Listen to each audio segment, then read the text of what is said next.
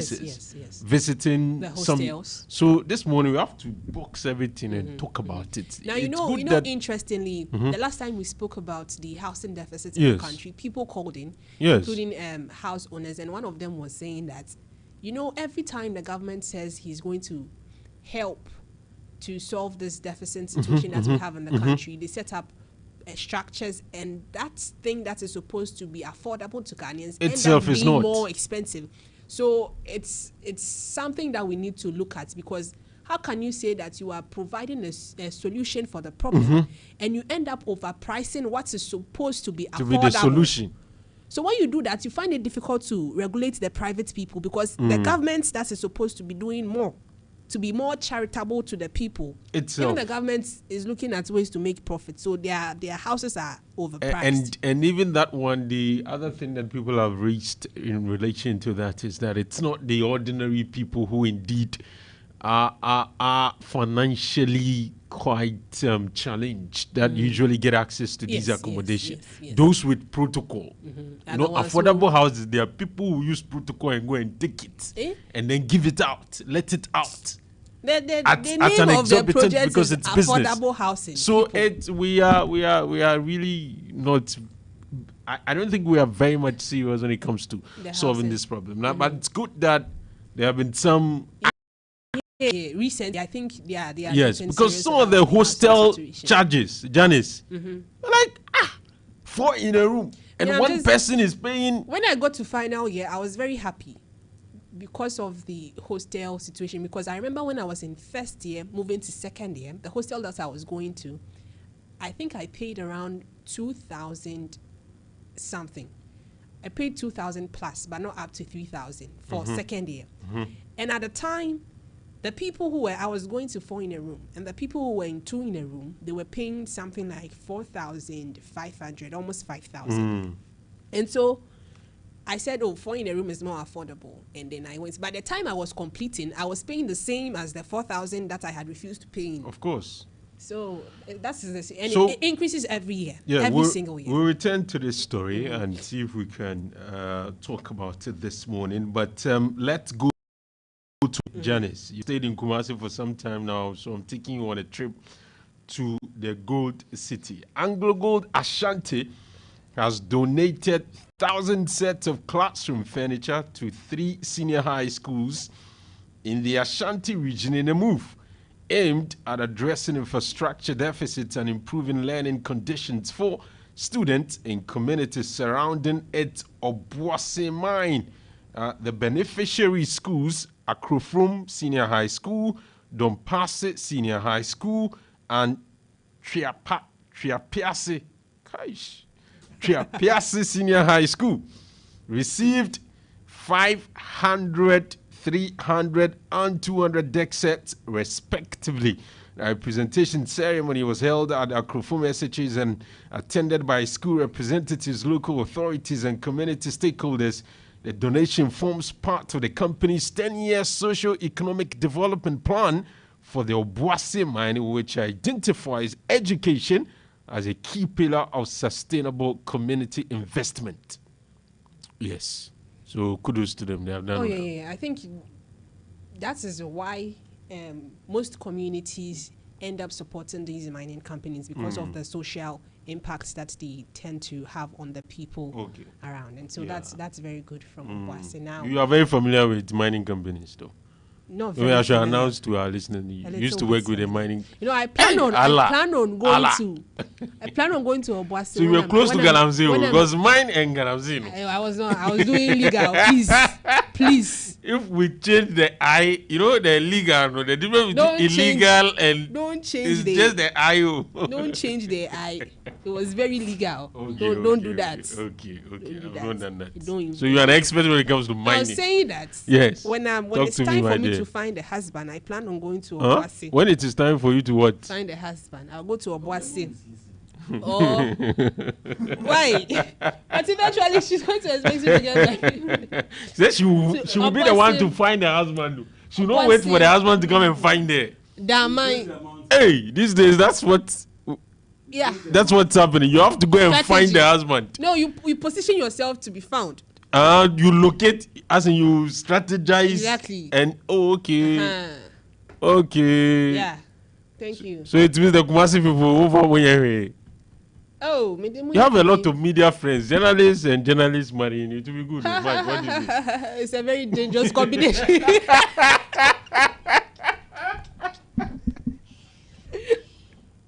Hey, Only it's a we dangerous know. combination. Very dangerous combination. Oh, Obogu. Only we know what we are You seeing. go in on, don't see anything. Go see the story and tell the people what you are seeing. Anyway, let's move on to some other stories. So a man who appeared in a viral video wearing a mask and threatening police officers and soldiers over the arrest of armed robbers has been arrested by the police in the Ashanti region. The suspect, identified as Opoku Emmanuel Oima, was arrested on May 7th, 2026 at at Jakobu in the Amansia Central District through a police operation. The police statement issued on Thursday said the suspect warned security personnel in the video not to arrest armed robbers and threatened to kill any officer who confronted him. The audacity. Let me read that part again. A police statement issued on Thursday said the suspect warned security personnel in the video not to arrest armed robbers and threatened to kill any officer who confronted him. And so Emmanuel has been arrested by the police because of that video. I have some news for you. Please tell me. The Association of Kumasi Men, their representative has called me to complain. That's what. That you have just insulted them. Oh, that please. they are not fit for purpose. I can that never they are do not that. qualified. That they do not have what it takes to have you as a wife. And that you're moving to Kumasi, to Obuasi, Yeah. to go and strategically find a husband. They say they have heard you. From today onwards, Ushiauma, you and me. Don't even talk to them. Oh no, but Mark, we are all included. Oh. my Kumasi Because people. she is condemning all of us that we know she has not seen anything good about us, including evangelists and Alhaji Ali Disedi who will be joining us this morning. Why? Why are you doing Including the boss who set up this radio station, including the owner of the mall, including the municipal chief executive say of that. Asokwa, the member. Okay, the member there, including all of us. But I didn't do that. So the men are complaining. That In is not fact, what I very said. soon petition will be written, and we will be the ones to read it on this platform. No, but you know the Kumasi people, we are here together. You are here to get so. We are here together. So what? So if you don't see me Uh-huh. and I move to Obuasi You're moving to Obuasi. and I get Close to the mines to find a husband. exactly and someone Hey, finds Mark, me. if you don't, please find us something, some song about money, because this morning that is the crux of your message. Let me go and play. It If is you not don't get about money, Obuasi wait till people we that you get- like. Oh. It is what they have. The depth of their pocket is not the depth of whatever it's.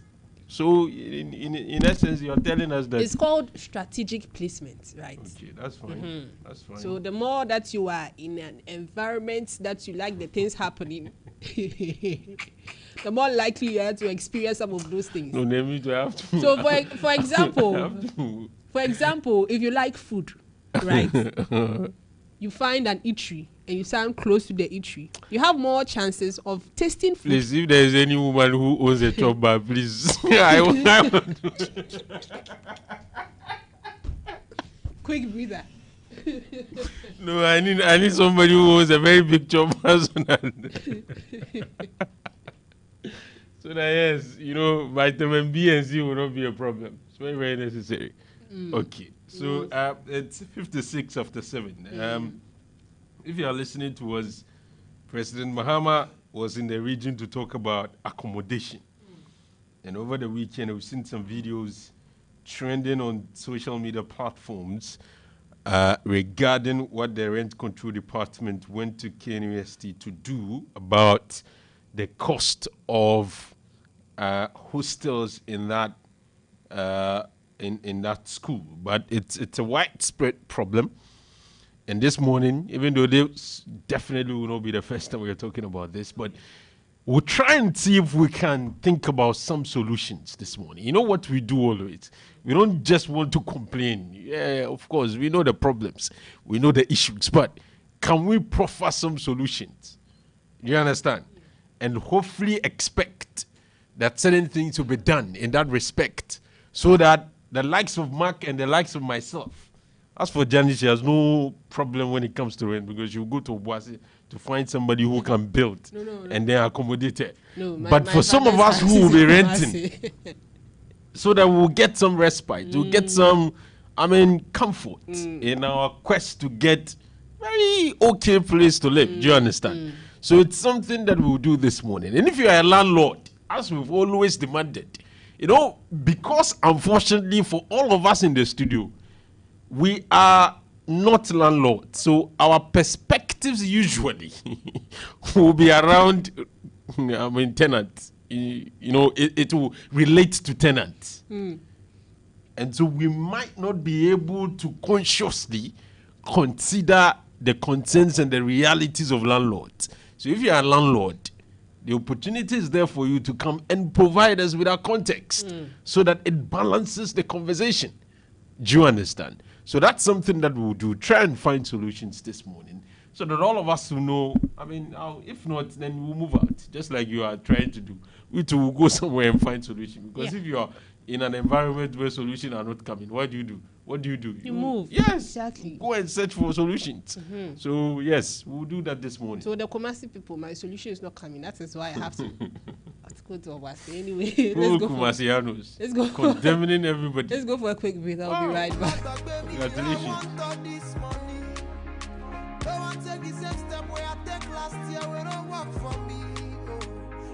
As I grind, I hustle, bless me with this money. But on your hand that day, I say make you run out for me. If we don't make money, wait till we get. Wait till we get. If we don't buy the best, wait till we get. Wait till we get. If we don't get control, wait till we get. Wait till we get. If we don't make money, wait till we get. Wait till we get. Lord, you know what to me, how you don't talk, make you manifesto, Baba. This street now my grace, no be who are super, say carry festo.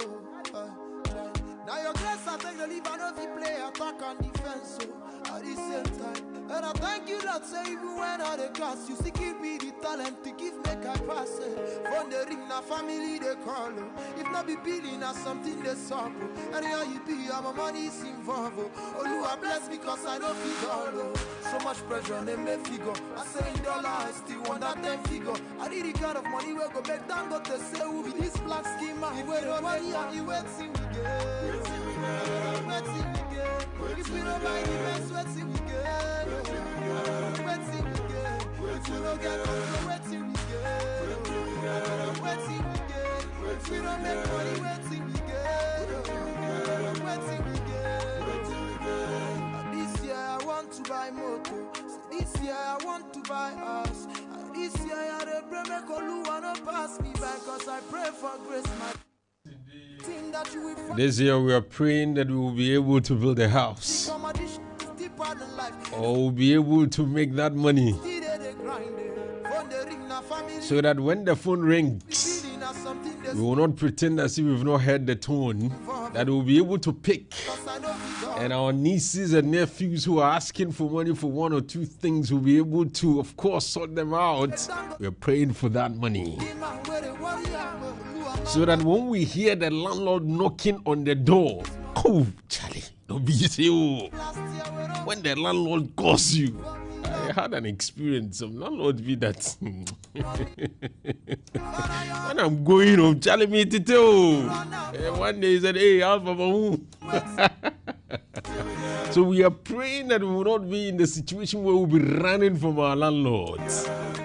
That we ourselves will become landlords and we'll be able to, of course, make money out of our own investment.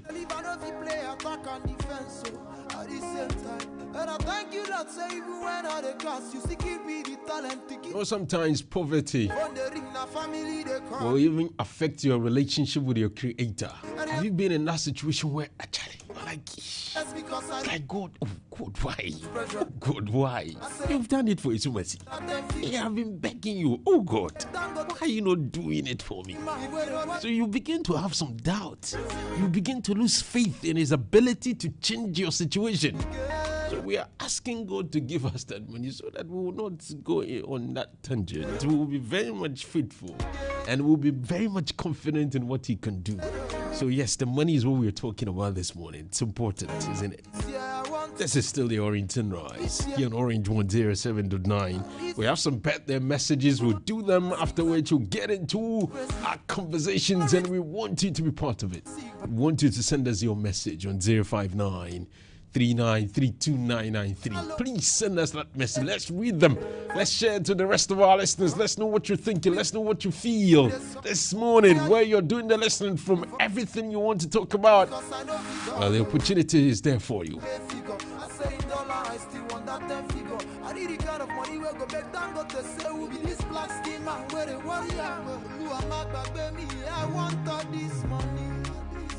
Don't want to take the same step where I take last year. We don't work for me. Lord, as I grind, I hustle. Bless me with this money. But on your hand that day, I say make you run out for me. If we don't make money, wait till we get. Wait till we get. If we don't buy the best, wait till we get. Wait till we get. If we don't get money, wait till we get. Wait till we get.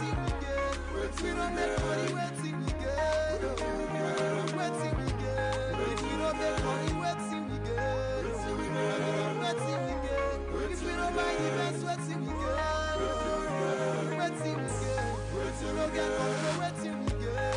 I want all this money. Don't want to take the same step where I take last year. We don't work for me. Let me do this birthday wish. It's a very, very special one. It's somebody that I know. She is my classmate, or she was my classmate at Kwasi Senior High School. Yes, Kwasi Senior High School. She's now a teacher at a senior high school in the north, but I'll have to find out where exactly she teaches. But I know she's a teacher in the senior high school. And she has a very powerful name. Her name is Jennifer Welaminga. Jennifer Welaminga. Today happens to be your birthday, and we are praying for God for more blessings, for more opportunities, for more grace, for more, great things happening to your life this morning. We are praying that God will intervene for you. We are praying that God will, of course, make you bigger than you are today. We are praying that everything that you've dreamt of will begin to reflect in your life, that everything that you've aspired to achieve will begin to happen in your life. We are praying that you continue to be a blessing to your family, a blessing to your friends, to your community, to your country, and at the world at large. So it's special happy birthday going out to you, Jennifer Welaminga. And she's also the CEO of Jenny Love, which is in Tamale. If you need food, if you need stew, if you need whatever, soup or something, she's there to assist you in that regard. She is the CEO for that. Of course, she's making some coins out of that, which is very, very necessary. You need to have a lot more streams of income. So a special happy birthday to Jenny Love, also known as Jennifer Welaminga. Have a wonderful birthday. I still want that 10 figure. I need the kind of money where go back down, got to say who be this black skin man where they warrior. Who am I back baby? I want all this money. Don't want to take the same step where I take last year. We don't work for me. Lord, as I grind, I hustle. This morning, before we start our conversation on rent, I just want to dedicate about 5 or 10 minutes to our landlords. Okay?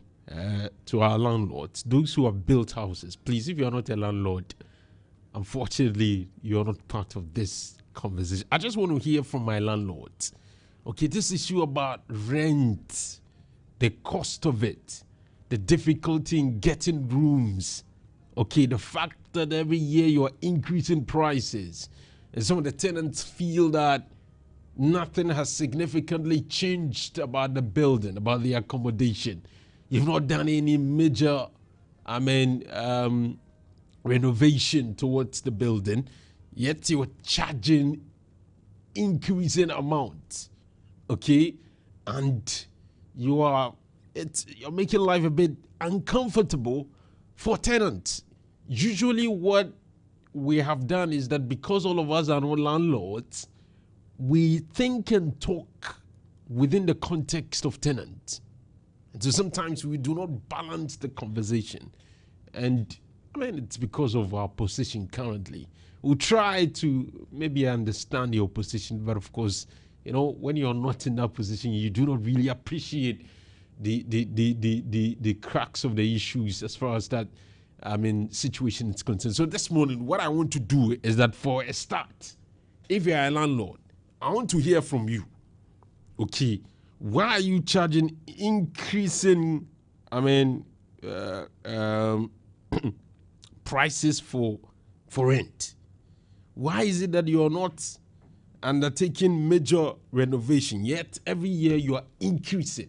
Why are you not taking 1 year advance, but you're taking 2 or 3 in some cases? Why? Why are you using agents?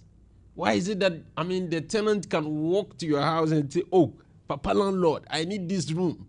And if the room is available, he goes, checks the room out, and if it meets his standard, give you the money, and then you sign a contract, and that's it. But why do you still go through agents? Why do you have to allow the tenant to come through an agent and pay commission to the agent before he comes for the room? All of these things, why do you do that? We want to understand from your perspective. We are not more or less condemning you, but we want to appreciate why those things exist in the market as far as rent space is concerned. So if you're a landlord, please, you can call me this morning. I want to give you preferential treatment this morning. We want to hear you first before we get into the conversation properly. Do you understand? We want to hear your stance first before we get into the conversation itself. So if you're a landlord listening to me this morning, please send me a text on 059 3932993 or give me a call on 0541 022 318. 0541 022 318. I hope our first landlord is joining us. Good morning. Hello, good morning. Morning. Yes, please, your name and where you're calling me from. I'm Kofi Dela. I'm calling from Kumasi. Kofi Dela, you're a landlord? Yes. Ruben Ame. You talk to me. You are not giving. Yes, Okay. I'm a landlord. Yes, so talk to me from landlord's perspective. You are asking why we increase prices on yearly basis or what, every 2 years basis, right? And you are Yes. asking about agents. The fact of the matter is that if authorities, that's by extension the rent control, can also begin to have a full-scale discussion about how even rental buildings are put up. And the government will begin to also have a say in how these buildings are put up. I guess we will all streamline ourselves. Why do I say that? Alpha, I am a landlord. I buy my land. I buy materials without any contribution or any support from any institution whatsoever. The masons, the carpenters, the plumbers, all of them come. They come and work without paying any taxes at all. But by virtue of the fact that I am a landlord and I want to put up buildings for people to come and stay in, the government deals it's very necessary to come and take taxes from me. After I've paid huge monies to the masons, the carpenters, the plumbers, the artisans, put up that building for me. They take everything away from me. Mr. Dela, are you saying currently the taxes are paid on buildings, as in apartments and what have you? Because I'm not too sure of that. Yes, there are taxes that you need to pay. If you are doing a genuine thing and then you want to go through the right system, you have to pay taxes on them. I see. Yes, they are commercial facilities, so you have to pay taxes on them. So if I do all these things and then you expect you to also go and get extra money from where to pump into this business again and pay my taxes and stuff without even talking to the government to consider me when they say I'm going to buy building materials, and if it's for rental purposes, and I'm supposed to buy a ton of iron rods for let's say 7,600 or 8,500, and because I'm going to do for a rental building, maybe you give me a discount, or by virtue of the government, okay, if you are going to a rental business, we give you a discount. At the end of the day, when I calculate the huge money I've invested into the building, Alfa, the cost of even putting up only 2-bedroom or a single bedroom apartment these days is that huge. And because we don't have any laid down system as to when a tenant comes from my room, how can I rent that room out? What are the bigger picture? What are the oversight rules and regulations for a tenant? So when you rent my apartment, I give you the keys, the locks are intact and stuff. And at the end of the day, before you leave, you have to take inventory of those things. And then if you damage any of them, you have to pay for them or you have to repair them before you leave. So a tenant can decide that today I want to leave, pack their things, and either leave the key behind or even leave the door and just call you over. I've left the room. Before you could say, Jack, a lot of things are destroyed in the room. You have to go and fix them back before giving them out again. You see, what the rent control is doing, yes, they are doing something that is right, but they are not looking at the whole issue holistically. Okay. At the end of the day, landlords also have problems, as I've enumerated few of them to you. Yes, for me, for some of us left to us alone, we'll take out agents. Then let's ask the rent control. Where were they when these agents been started all along? Because Alfa, you'll be surprised that I have a room that I'm giving out for, let's say, 1,000 cedis. Or I have a room that I'm giving out for 500 cedis per month. An agent comes and tells me, no, this you have to room increase is so nice. it. Yeah. Let me give the room out for 1,000 cedis per month. Yeah. Because when the agent gives a room for 1,000 cedis per month, commission by goes 2 up. years or by 1 year, their commission will go up. So they are the rent ones control doing all this while. Because most of the rooms, if you go directly to the owners, without they talking to any rent agent, the prices are a bit down. But the moment agents come in, they say, no, this room is too nice. Look at the area. So if the rent control can look at the issue holistically, so that you all understand that this is what we are all heading towards. This is my responsibility. This is the responsibility, even the artisans who put out the buildings. Okay. Then we can all begin to go in a certain direction that everybody can have a respite. Other than that, I'm afraid this thing that the rent control is doing, maybe it's only a drop in the ocean. Thank you very much, Kofi Dela, for joining us this morning. He's a landlord, and he has spoken, within the context of a landlord. I want to hear from the landlords this morning, because I've said that usually we don't seem to appreciate their realities. Good morning. Good morning. Bacho, how bit me lower volume now, Mr. Dejiwa? We are landlord. I'm a landlord. When they say anyone can go.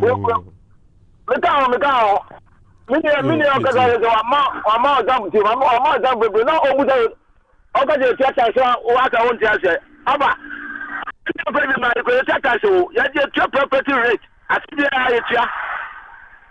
So, first, a dino, no, I feel be a little maintenance. Oh, what increase here? And the two to be able to see a one more pedana. I go do our bar. Quite this or no more than don't come out as one. I just want. That I did with some me age more bit well, me pedal open a bit. And so more, over the don't come out as woman that will move. So who dine out in that I did to my open a bit.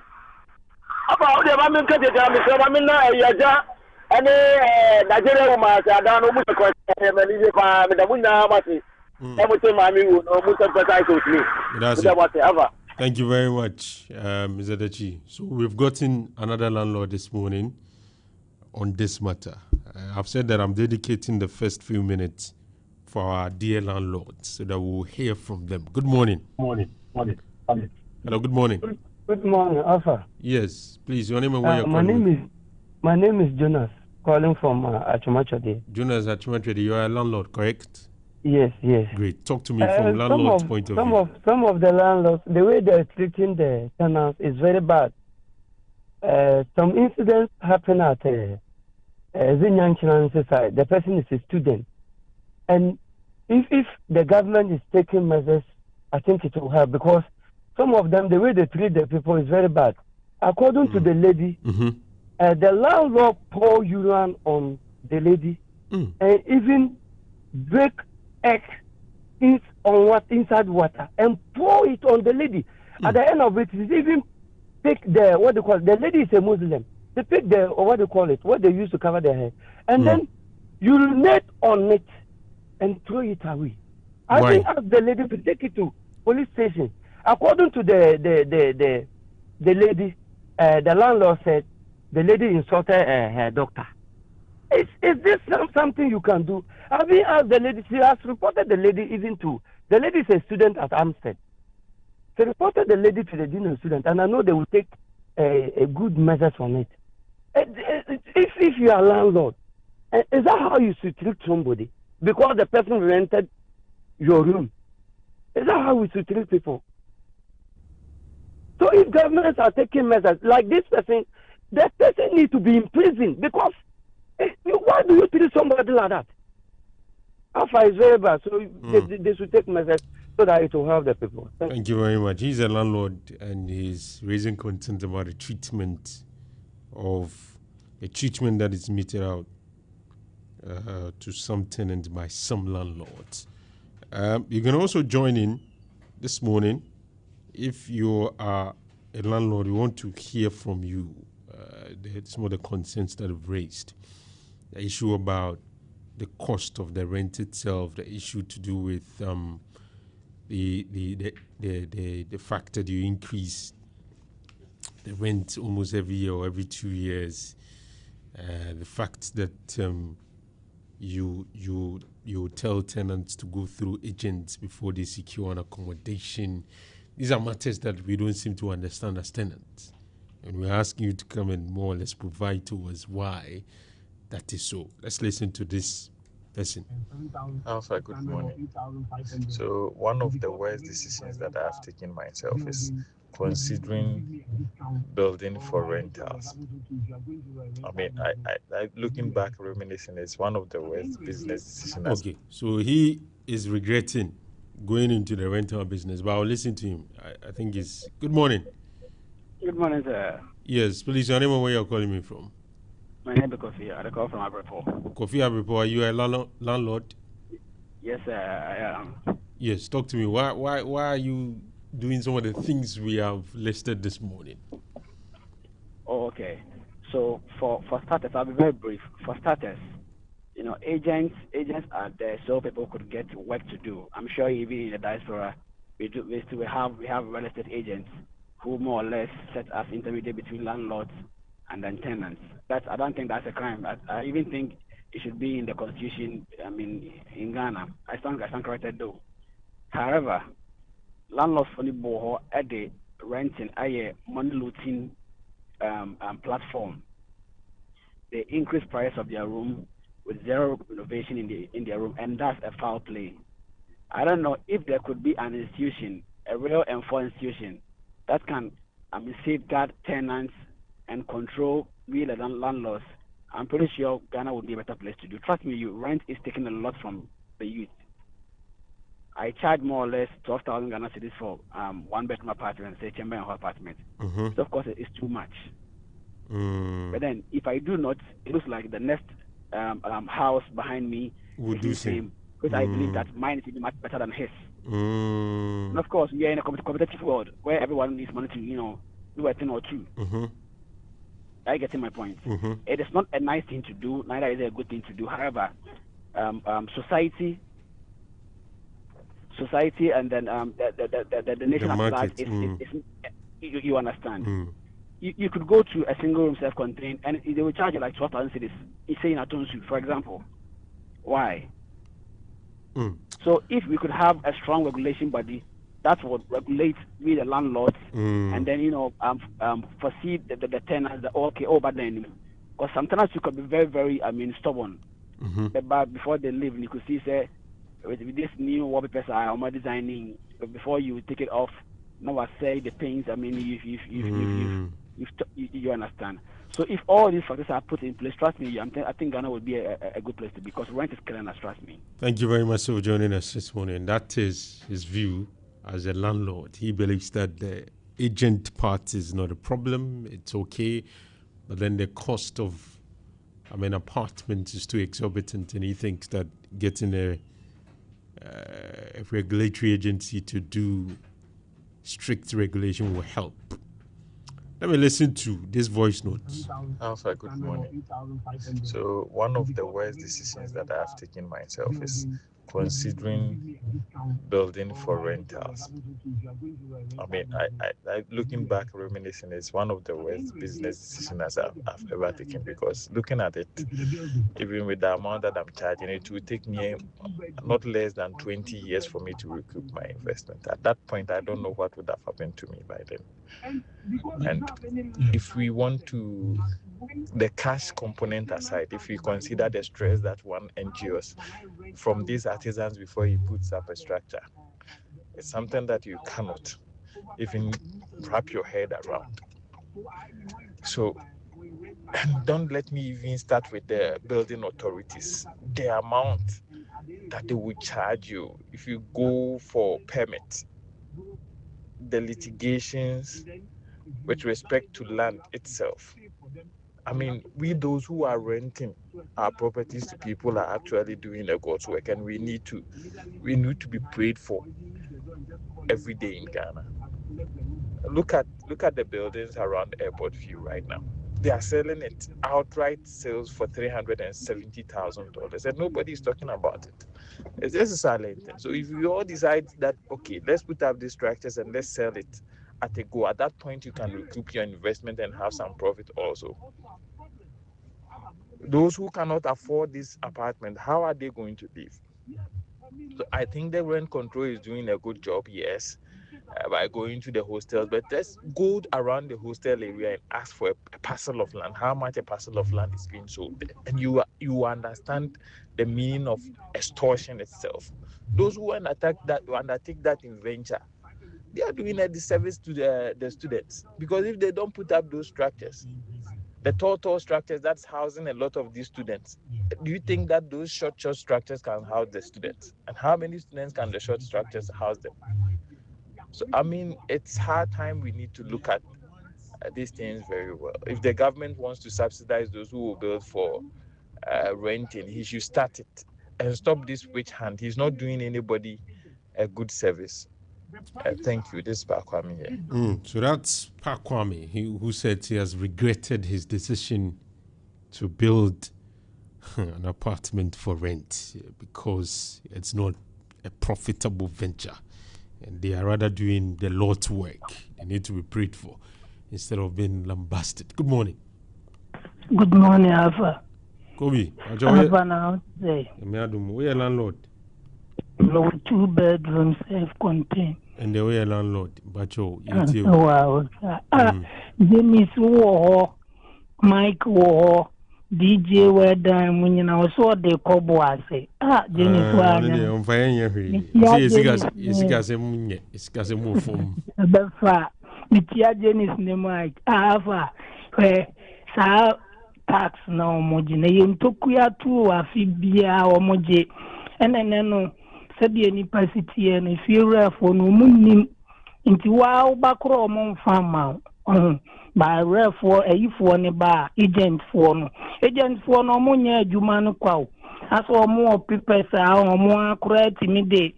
We say list bro, am I a chero away ne lawyer ni enti no me client no ode wo brewo ode me brewo no say na wasa woni ni deali woni na deali sa na wo mistake ya omodo ko court on me say me die ama han a diska ko han bi de ya me no enya no na me de ye nipa koro no na sometimes no mu pie free dan ni mo a afa kura dem awro Itonya me bi ndi wo mu ni sei so enti no do no so ba request no do oba de wo aye no wo mpeo obekire wo de ye ne so niema board ni enti wo so koto a woni sei enti ene da bia afi bi ono so be increase no because wo request it ti extra ban say sa niema we de ye da nyame ase wanya 200 acres so boa wonye no the ene beko for man because the ene materials board any there so the ni effort to akasese ni se tintina kan emboa ya danyamia se wanya sa adwene na magana for continue why thank you very much Kobe for joining us this morning with your submission. I think that we've listened to a number of landlords, which really will help the conversation going forward because they have provided us with their own context, and so they have complained about so many things. First of all, the non-regulation within the sector. They have also complained about the cost of building materials, the cost of land. Okay, and some of them have also complained about the fact that even the agent thing, it's not properly regulated by the authorities that ought to be regulating them. And some have also talked about the consent to do with some tenants and how they handle some of the apartments. And so these are some of the challenges that, and some have also raised the issue of even the litigation in relation to land. It's not an easy thing. Before they secure the land, after paying for the land, sometimes we'll have to bear the cost of litigation, and that is a huge problem. And so these are the context, or these are the views of landlords. I want to read some messages this morning, and we'll make progress. This one says that this is from my good friend, Oche Dakon. He said that Alpha, until when I started building, that's when I came to appreciate the fact that these affordable housing are indeed affordable. Ghanaians are much used to building houses over time gradually, but when you are to put together the cost of a 2-bedroom apartment at a prime area, then you realize most Ghanaians who own houses are millionaires. But the challenge is how to gather that lump sum of money to make a one-off purchase of a house when the purchase price is mentioned. It always sounds expensive until you take your time to analyze the cost comparatively. What we need is a strategy to make the mortgage payment affordable compared to our incomes in this country. When you put out this debate of landlords and tenants in the public court, the tenants will always win until you become a landlord. I sort of understand the point he's making, that of course we are in the majority. We the tenants are in the majority, so when you put it in the court of public opinion, most likely the tenants are going to win the debate. But let's listen to, or let's analyze some of the key contents that landlords have raised. I think that the most important content will be, or one of the most important content will be the cost of land. I think, to be fair, land in this country is quite expensive. The president said the same thing too. He did. Yeah. The president also cited the rising cost of land. So it's a common problem. But then I also think with the way the world is going, land is becoming an asset. It is an asset, but then it will continue to, go high because people are moving to the urban centers. People are building structures and all of that. So right now, it's even difficult for you to see a bare land. with no structure on it. You see, the last time I made it, fencing. I made a proposal, Janice. I was of the view that, usually per our culture, if you want to start a building, you want to start a building having more or less like a full building for yourself on a, say, a full plot. Yes. Or say half plot. We are not minded to say, okay, can we get a full plot and say 4 of us dividing it into 4 quarter plots for each person, and then having to pay for the quarter plot instead of paying for the full plot or instead of paying for the half plot.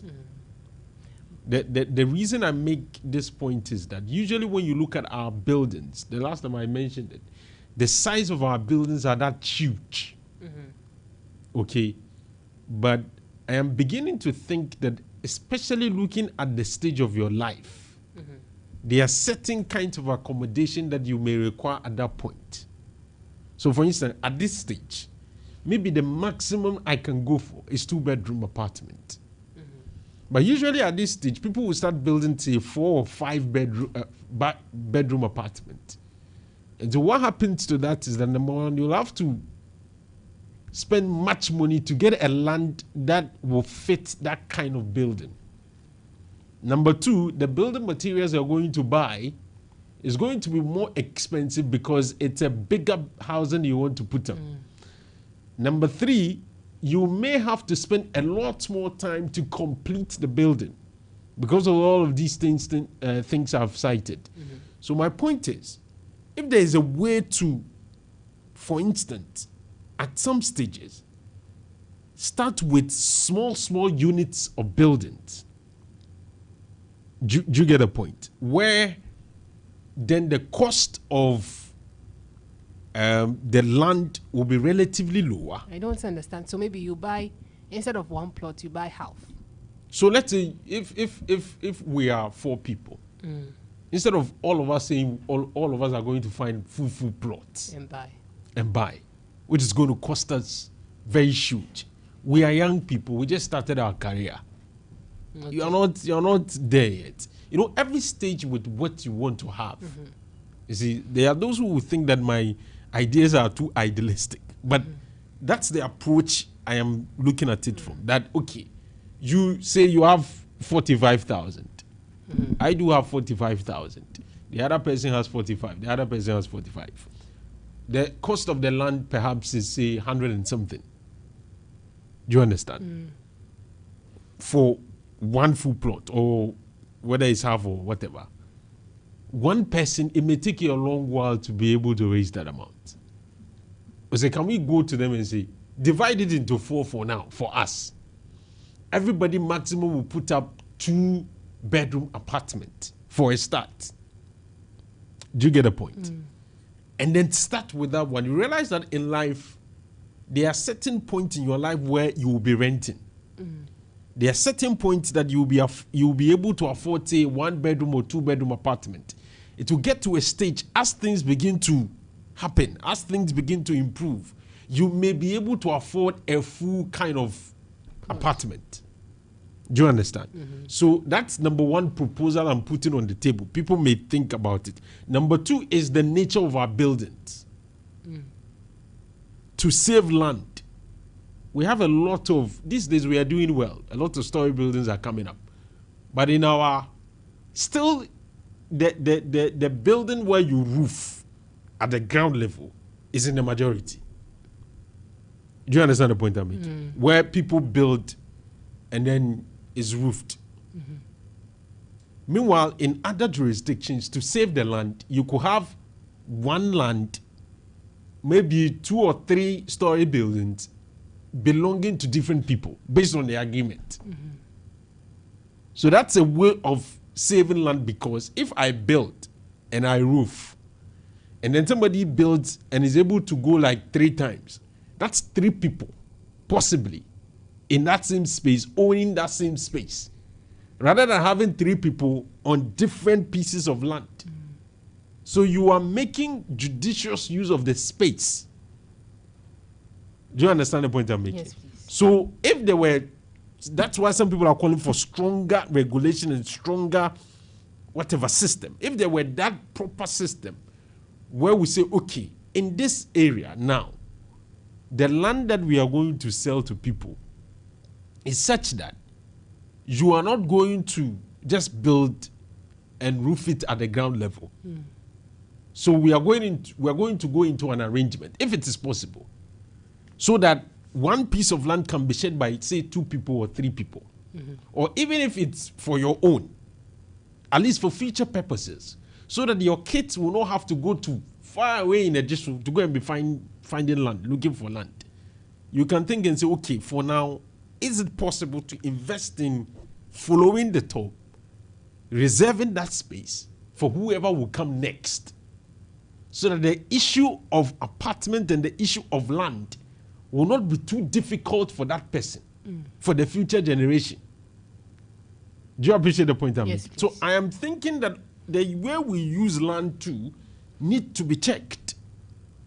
We are not using it judicially. We think the land will always be there. So everybody, we are just, I'm thinking that there is a way that we need to come, there's a point we need to come to where we say, as a nation, can we have some ideas about land usage? Okay, it's something that we need to, and the people who sell the land.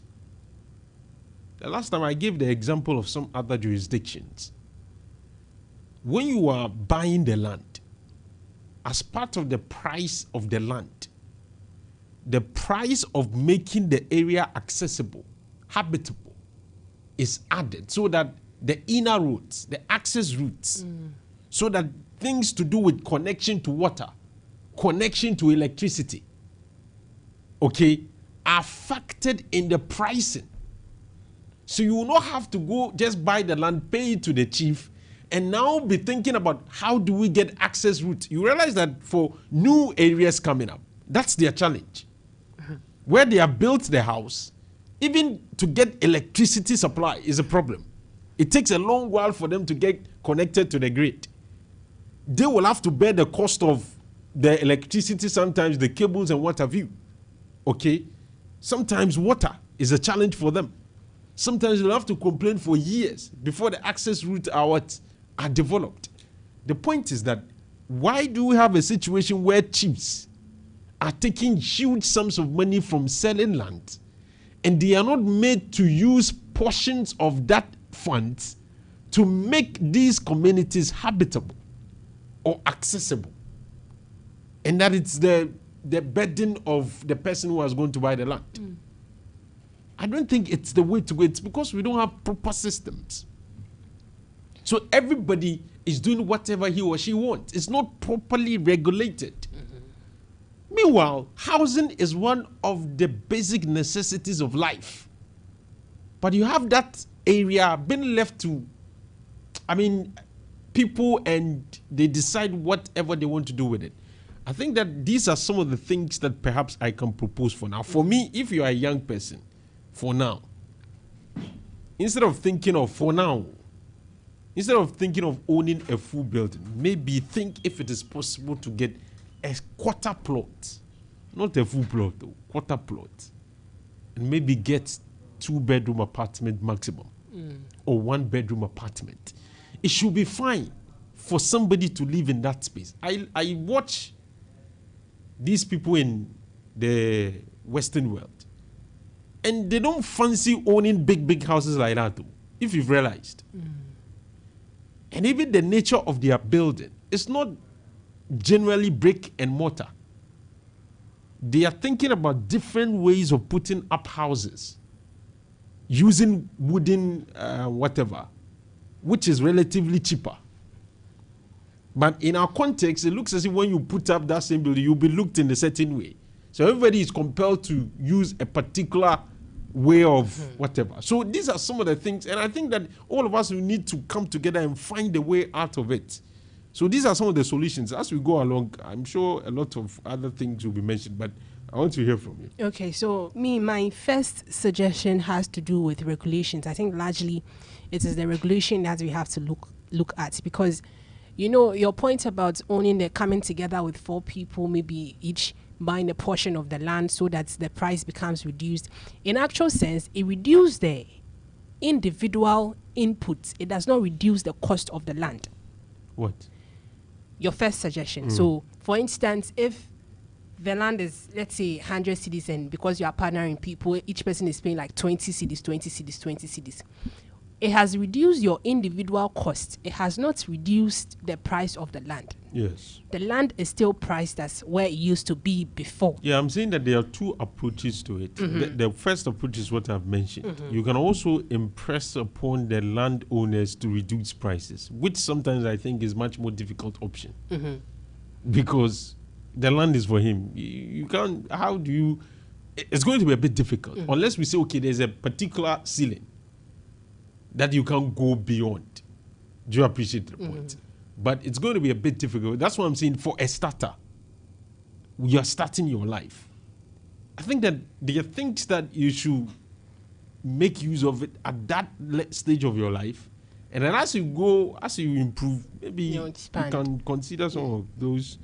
But the issue with that, Alpha, is the same issue that we had with partnerships the last time, that in a part of the world, litigation issues and it's for me, it's for him. This is what we agreed. We did not agree on this. All of those issues come into play. But my main problem is regulation, because I think right now you cannot force any owner to price what they own in a certain way. It is for me, and so I decide what to do with it, and I know what it costs me to produce this particular thing that I own. So you cannot tell me to price it at a certain place because it will make you comfortable. However, I think it's a general principle that when you have excess of anything in available to people, the price will go down. So I think, like some of the landlords who called, I in full support of this project that the government is planning to embark on.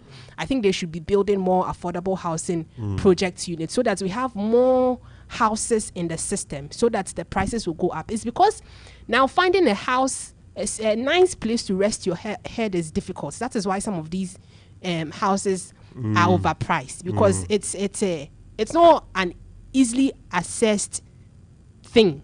You cannot just walk anywhere and say that you want a house. There are few houses and you are competing with a lot of people. Some may be ready to pay, others won't be.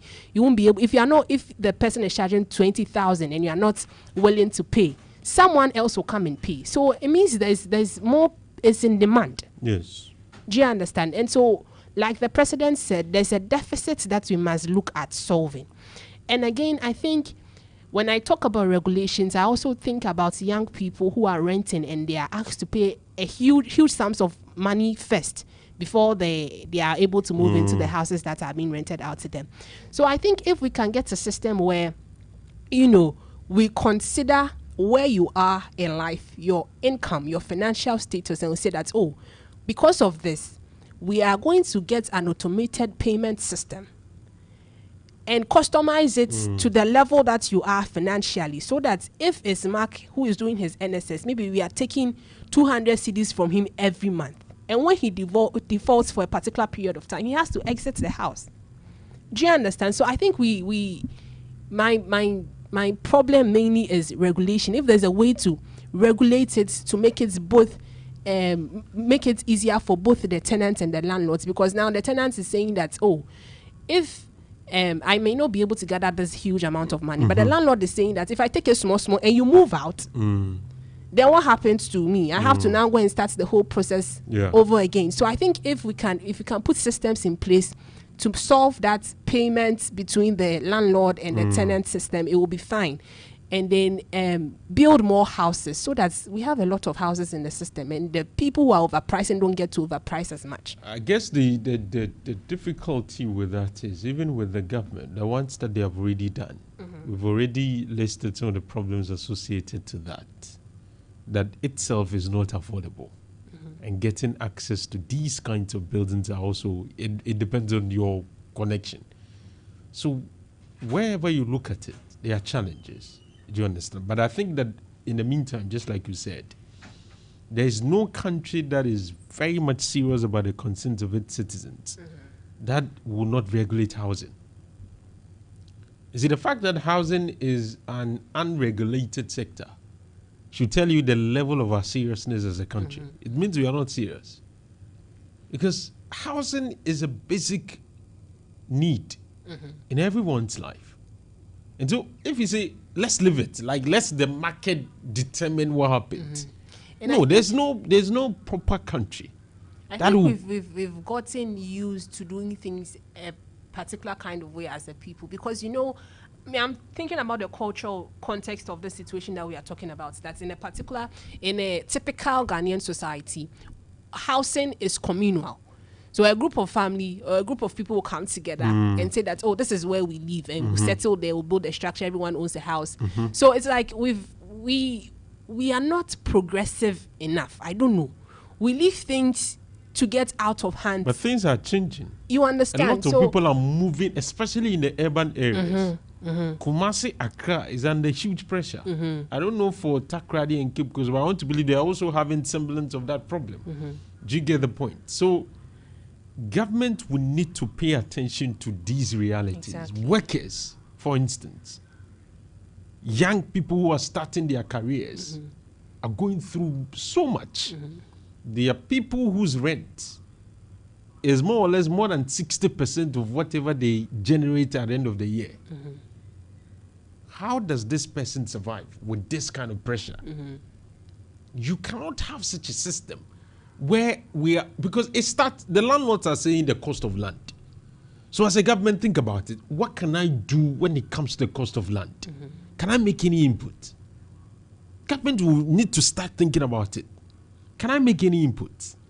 Okay, let's say we are saying that the chiefs own the land. A lot of the lands are owned by traditional authorities. What can we do to support them so that perhaps that will have an effect on the pricing at the end of the day? Government should begin to think about it. These things. But government should begin to also leverage on our various universities, our engineers, our civil engineers, our experts to say, beyond brick and mortar, can we research into alternative means of housing? What other methods can we use that can be relatively cheaper and will be very okay?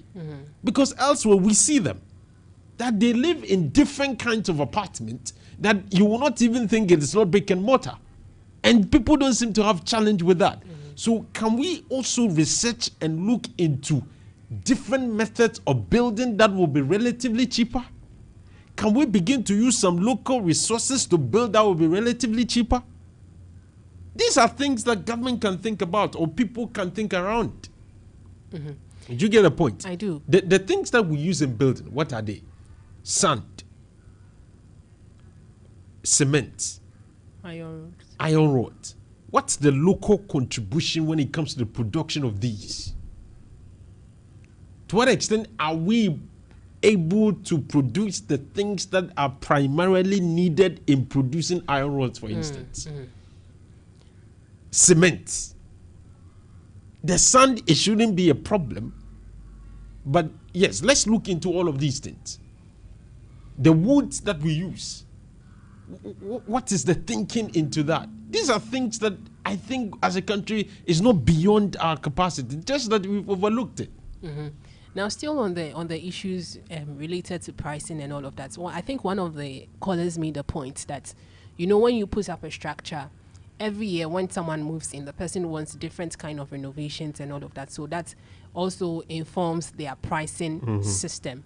However, I think what is making this hostel issue very controversial is that, for one, I was on campus, I was in a hostel. I can testify that there are hostels on campus that have not been renovated for years. And they are still charging higher prices, but it's the same building. Every year, yes. It's the same building. I was talking to someone who also completed KNUST. And then he was saying that during his time, he used to pay, I think, around 1,000 cedis for 2 in a room or something of the sort. Very low. These days, it's even absurd to think that a room in KNUST can be around 1,000 Ghana cedis. But there was a time like that. And the building has not changed. It's the same building that we are. They make the argument is that their cost or the prices are also determined by the realities of the economy. So that when the prices of things are going up, the landlord, that is his investment. Okay, so he also And has so the money he receives, it's not just the money, but what's the value of the money? So that if the value of the money has so reduced, then he needs to compensate for that. for the hostels on campus, Alpha. I'm talking about sometimes more than 100% incremental. Sometimes it doubles. Yeah, 100 is too much. That one they are right. You understand? So I think sometimes even in considering all the points that the landlords have raised this morning, some of them are very inconsiderate, and some of them are exploiting. And the tenants. agent issue too. I think the agents will need. We are not saying it's bad to have agents, but they can do whatever they want, charge whatever. We are told that they are the ones also very true. stimulating the increase in prices, because they go to some of the landlords have said they come to us, they ask you of the price, you say 12,000, you say but you landlord, this is your building 12,000. Go and see a queer, she's charging even that room is not better than yours. Let's charge 15,000. Because he also has a personal interest. He wants to get more commission. So at the end of the day, when you do that in Ghana, what happens is that when prices go up, they never come down. So you stimulate or you increase or contribute to the increment of, and it stays there.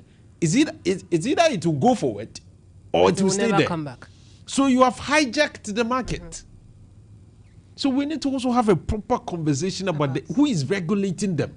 Why is it that I go to a landlord, there is room available, and landlord still refers me to an agent? I don't understand. It's something that boggles my mind. Yes, now all of these issues, it's there.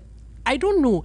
I don't think much changes when you come out of the tertiary system and into the world, because now it's the same thing. It's the same thing. It's the same. Because in the hostels system too, where you can maybe buy the room at say 9,500, which is in itself overpriced.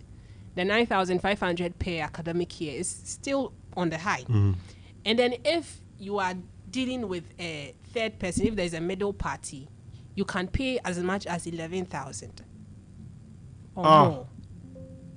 Wow.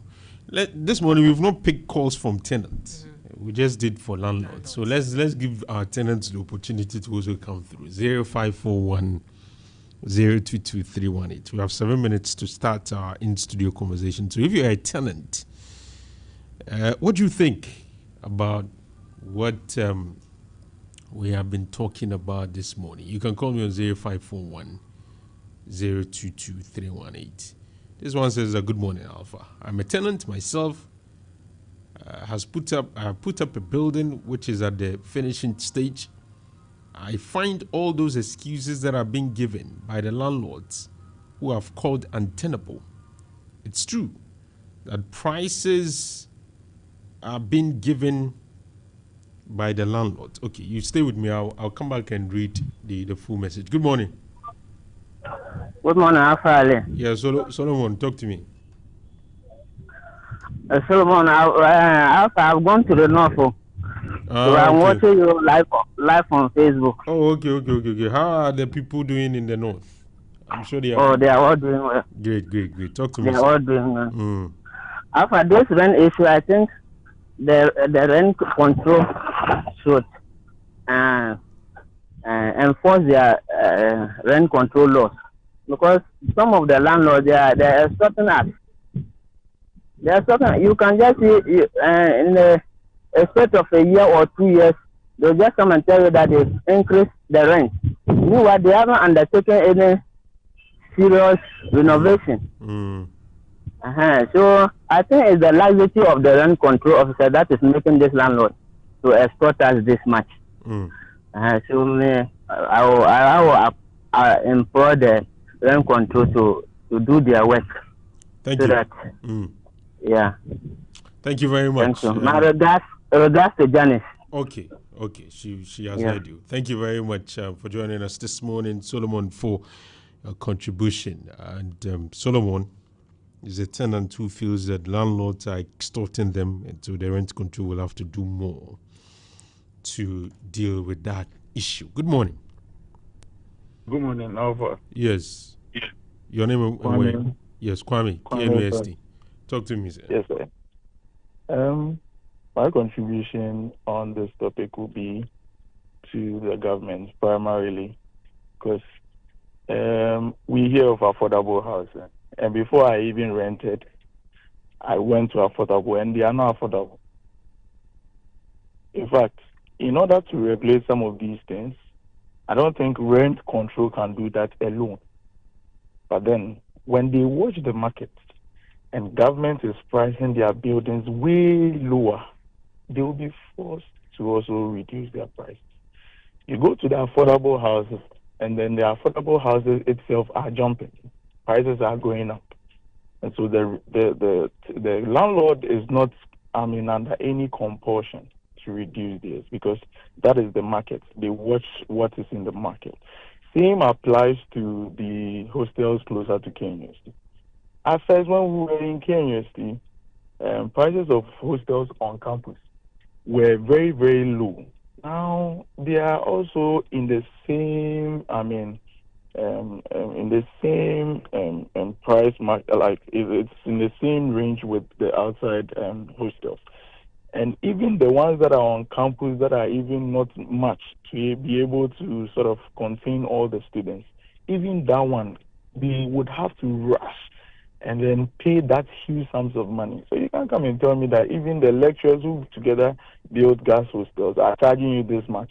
Me that I don't have anything to do with the school, I build my hostel and then you want me to reduce it. They are not going to reduce it.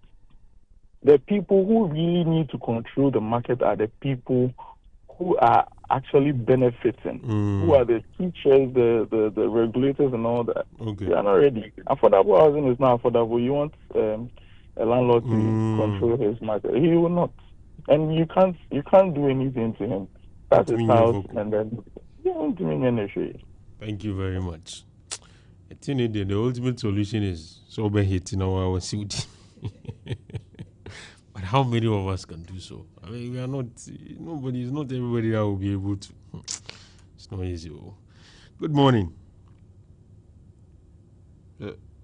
Hello? Hello, good morning. Hello? Good morning, Alfa. Yes. Your name and Haruna. Yes, Haruna. Haruna, talk to me, sir. Yes. Alfa, good morning. Good morning. I was just following your conversation. I think we have to look at this issue from two fronts. In the first place, you and I will testify that the rent control itself is understaffed. They don't have the needed manpower to really do their work. And two, you see, this rent issue, I remember from the previous government to date, everybody have been making noise regarding rent and all that. And I also know that per the law, even when you rent a property, you are supposed to pay a certain percentage to government. The question is, how much have we, or do they really even follow to make sure that these properties, commercial properties that they are operating, are they paying the needed taxes to government? And Alpha, when you look at some of even these properties, you go there, the basic facilities like washrooms and these private places of convenience is even not there. They have to, use some bowls and other things after we come and dispose it in the public gutters and all that. I mean, you go to Adun, you go to certain parts of the cities, it's happening. And you and I know. So I think it's a whole holistic view. I mean, there should be a broader conversation regarding even the type of structures they put up, the things that is supposed to be in those structures, and the supervision. So in as much as we are looking at some of these things and so what some of these agent people are doing, yes, it's true. Some of the agents, they now even move to the building owners and tell them what somebody is charging. It's like there is no laws. The laws are not really, even if they are, the laws are really not working. So I think it should be, these rent things should be handled from the various municipalities and the district level so that they can monitor and supervise the various districts instead of it being a national issue or discussion. There should be a broader law, and the district and the municipal assemblies have to pick it up and make sure they are enforcing these regulations. Right. Thank you very much for joining us this morning, Haruna from Ekrum. I was reading Kojo Asuofia, Kojo Asuofia's message. So let me return to it. Fortunately, our guests this morning are all landlords, so 1 year has already joined us. As for him, he has experience. He's been letting out his apartment.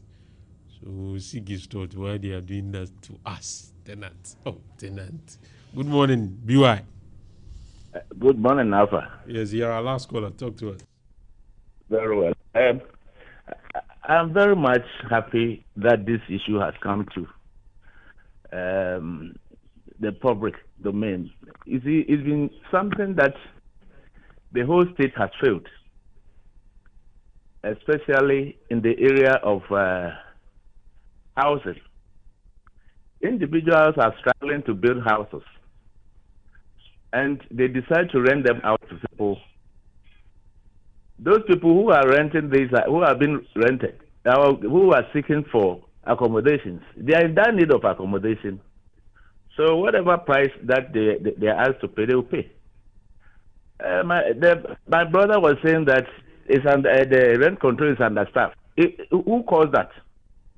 If indeed the outfit is important, why can't we pay attention to that? And Alpha, there is one thing.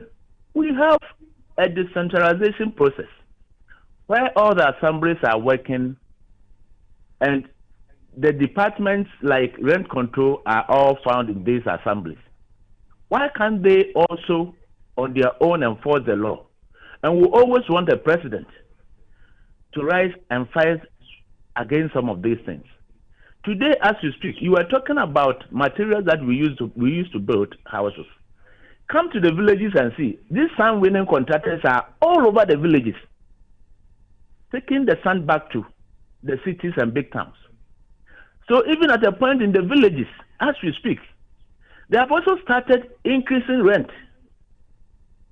Areas that we first saw that there was no, even people were not giving room for rent. Today, 6,000 cities for 2 years in a village.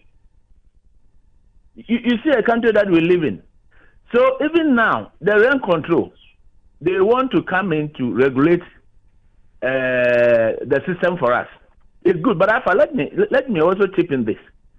The universities that we have, they still have vast land at the universities. Why is the government not paying attention to make sure that they get some of these hostels for the students? The child has qualified and is in school, and is in dire need of what? An accommodation. Why would the parent or guardian not go and rent this hostel for them at an exorbitant price? So something must be done. Myself, I have my own, but I don't rent it out to anybody. Okay. I want my peace, and I have sympathy for people. You will come, and even the houses that people are renting out, they don't meet the standard. Today, as you speak, the assemblies are there, the engineers are there. They will just sit at the office, issue permit. People are building even without toilet facilities, and they are renting them out. It's not easy. What country are we living in? Thank you very much for joining us. Thank you, ma'am. BY. Let me read this message before we start. This one says that I'm a tenant myself. I have put up a building which is at the finishing stage. I find all those excuses that are being given by the landlords who have called untenable. It's true that prices of building materials are high these days and property rates are collected, but how much is it? And moreover, the property rates are paid across board. Each household pays that yearly, whether you are into rental business or not. So I think they are even better off in that regard. The treatment they are meting out to tenants is born out of shared wickedness, lack of conscience, and greed on their part. As according to Kuju Aswefua, who is a tenant or will be graduating to become a landlord very soon. Evangelist, Alpha, you have second degree when it comes to landlordism. Landlordism. So, how are you doing this morning? Good morning and good morning to. This morning you're looking like a young guy. That has tuned in. I'll tell you the story behind that. You're looking like you are. Proverbs 10 verse 13. On the lips of him who has understanding, wisdom is found. Okay. But a rod is for the back of him who lacks sense. on the lips of the one who has understanding, wisdom is found. But on the rod is for the back of him who lacks sense. So I realized that we must all have understanding. How do you understand things? How do you get deeper understanding? By studying and acquiring knowledge into everything. And then it must also be evident when you speak. But when you lack sense, every time you have issues. Thank you. My haircut for almost 3 to 4 days. Everywhere I pass, I get commentary on it. It was the mistake of my barber. I've not changed where I cut my hair, but when I got there, there was a new guy, and I should have communicated. I sat down, and this guy just started, and it touched the skin. Gosh. And then they call it feeding. Then the boss came and said, "Oh, on my name, Kafomu." I said, "You relax. Let him do what he wants." And this came out. I mean, he miscalculated your age. And this came out. Now everywhere I pass, people say you have reduced your age by 10 years. So I say it's good. When these young men are going, I will join them. I will join them. All right. Let me give each of you 5 minutes to talk about this rent matter. Good. And the steps that's been taken. Will you welcome my brother too? Yeah, he's already. I believe in democracy. He's yesterday I saw him somewhere. Okay, so he's already welcome. Okay. Yes, talk to me about this on this issue with rent. It's a very difficult one, but I will look at it from this angle. Government has a lot to do in providing accommodation for the populace. Government, the gap is, the last time I checked, it's about 1.5 million, that gap to close up. Government alone cannot do it. We should have had a plan from the past that this mortgage system, that will be solid. I know SNIT, from where I sit from SNIT, we are doing our best, but it's still not enough. The gap is still wide. So private people are into this space, which I think is not a bad thing. But the laws, the rent control, they have all the laws that we need, but they lack the necessary or the required support from government. I heard some of your callers, they are understaffed. Budget it's not enough.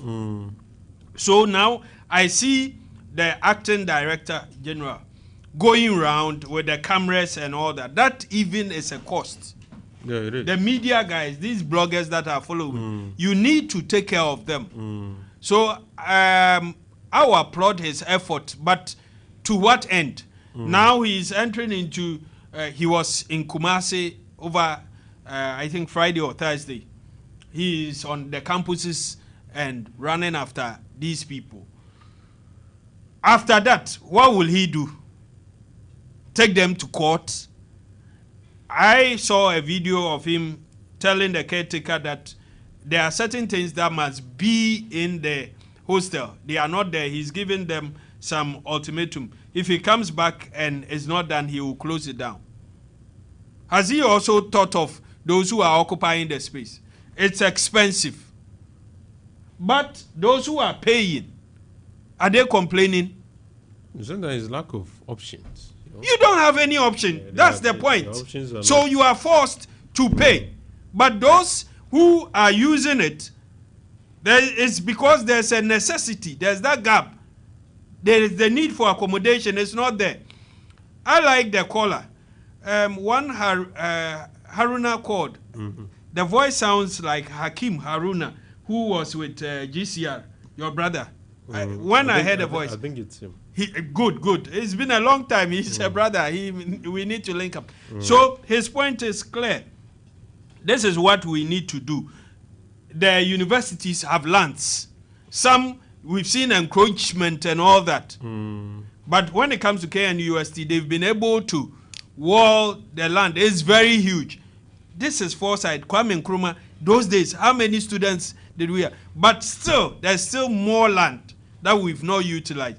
I know KNUST has this agreement with private people who are putting up hostels on the land. There's an agreement. We need to do more because government and the institution cannot take it all. So let's do more of the private, public-private partnership that will ensure that there is more space. That alone will push down the cost aspect, and those who are outside the campuses, they will be forced. Nobody will tell them to reduce it. Most of them are owned by staffs of the university, lecturers and those who went there earlier and acquired the lands. They are cashing in on it. There's that demand. There's a demand. If government through this public universities are able to ensure that we do more private PPP with the lands, they can control the pricing. But somebody puts up their building, it's not on your land and all that. Even though all buildings and those who give for rent for commercial purposes are under the Rent Act and all that. But have we empowered them enough to buy it? Yeah. Do you know that by law, you are not even supposed to rent more than 6 months? But yet, a tenant will come and say, I want it for 2 years. This is my money. What will you do? Will you say, go with your money? I'm only taking 6 months. And after 6 months, the person says, okay, I've used the money for something else. Will you, send the person packing and all that? When it comes to those who also rent, whether by government or private properties, our attitude. I have a story. I've been thinking about it for almost a year. I want to act. But it will be seen as something else. You rent my property. You left your key at work. I was standing in my balcony. I saw the guy cutting into the net and the wires and breaking the glass. I came out and said, I have one key behind the kitchen door. He has already destroyed the window. And I said, you need to fix it. No, he will need to fix it. Over a year, he has not done it. And he's still in the room. He's still there. I will act. He will not like it. I know how it is linked. There's that certain affiliation in there. But you see, this is somebody's property. It's my sweat. It's my money. It's my investment. You destroy it and you are comfortable. If I act now, what will you do? It's a landlord treatment thing. Then you give the rent for maybe 1 year, 2 years. You have a right to choose. Even if you pay me a month, I will take it. It's not that I'm using it to take care of my family, but it's my investment. And you say, I will do 1 year. You pay half and the rest you have not paid. And you are sending me messages. And you keep breaking the promise you yourself make. If I act now, you watch this video, you will not be happy. But you know what you are doing is not good. I will not be happy. It's not good. Let me go to Alaji. He is not renting his, I'm sure. So, but at least you contribute. Alaji. I'm sure you've rented before you. Oh, yes, so you have experience as a. For a man, once upon a time you start from there and you end up somewhere. So, yes. Let me say good morning to you and to our cherished listeners, and to also say good morning to Evangelist and yourself. Yes. Who is the one who now embarks on unannounced visit to places, and he seems to be talking? Who is he? The director of the rent control, or is it executive? I don't know their director of rent control. Yeah, rent control. Yeah, I can see that he's trying to do something. But the first day I saw him, I questioned the approach. You know, I think he went to one hostel the owner, the CEO, the proprietor wasn't there, but he met the manager and he was speaking to the manager. In fact, the donation wasn't good for me. I mean, because you see, Ava, we've been in positions of influences before. Sometimes, in your quest to correct a wrong, the best way and the best moment to get it done is to be done in camera. Let me be honest with you. Sometimes, you see, when you do that, you get results. So let's say, for instance, in your first appearance, because this is the first time people are applauding the existence of rent that they are now, they are seem to be working now by virtue of his Rambo way of going to the facilities and other stuff. But if, as he has started, he does it in camera, speaks to them, the need to change your ways, the need to bring down your costs, or the need to be measured in your adjustment of fees and the likes, then maybe those things are done. That doesn't take away the thumbs up that you get in terms of the work you are doing.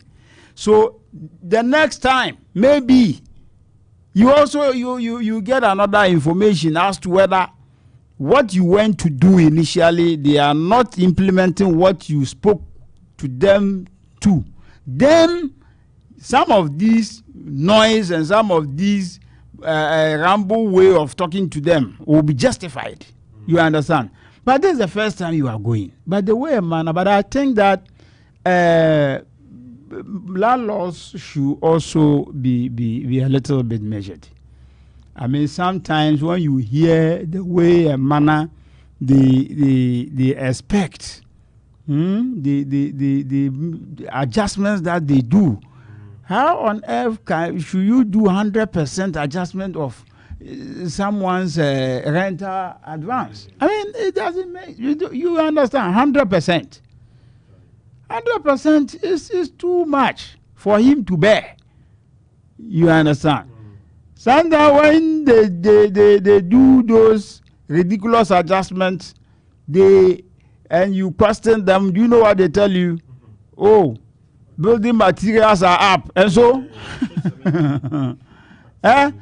building materials are up. Are you buying building materials today to build the house I'm occupying today or tomorrow? It's my investment, and so what? Building materials are up, so 100%. Oh, please. So I think that they have to calm down. Okay.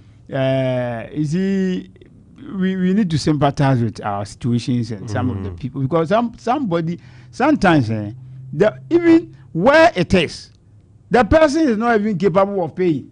How much more 100% increment? Yes, you understand? You increase a rent to 100%. And today, go and see when they say chamber or self-contained. I mean, when you see the chamber, it's like box, matches box. The chamber and the bedroom are almost the same. No, you see. So but he has no. It is incumbent on him to talk about it. Landlord, forget about your status with him.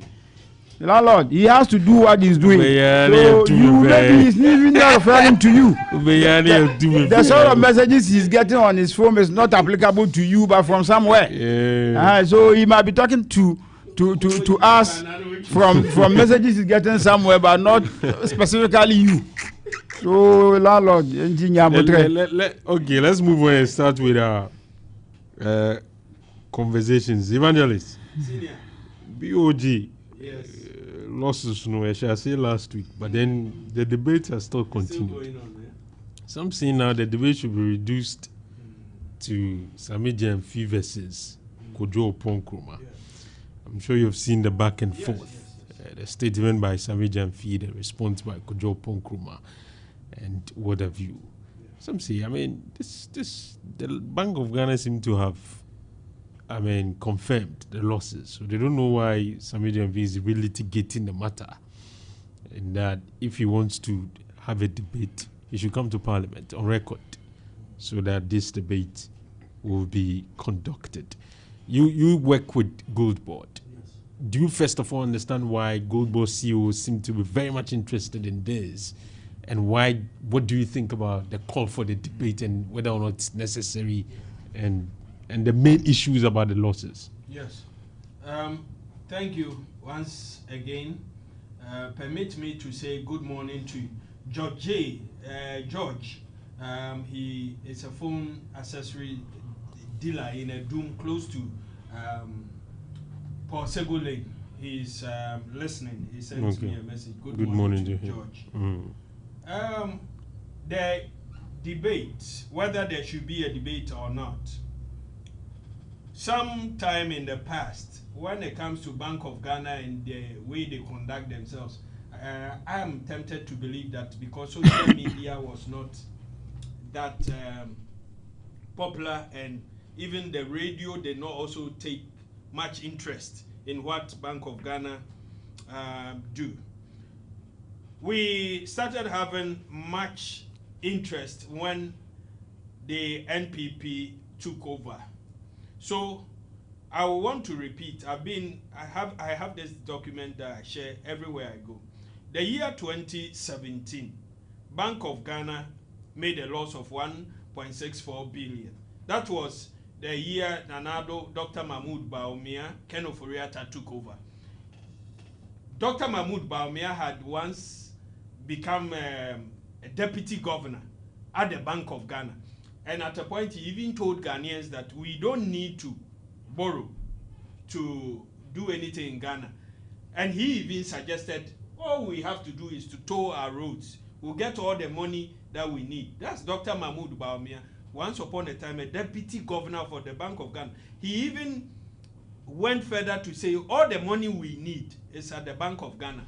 To develop Ghana is at the Bank of Ghana. The first year they made a loss. Second year, 2018, there was a loss of 793 million. 2019, there was a profit of 1.80 billion. 2020, the COVID year, they made a profit of 1.57 billion.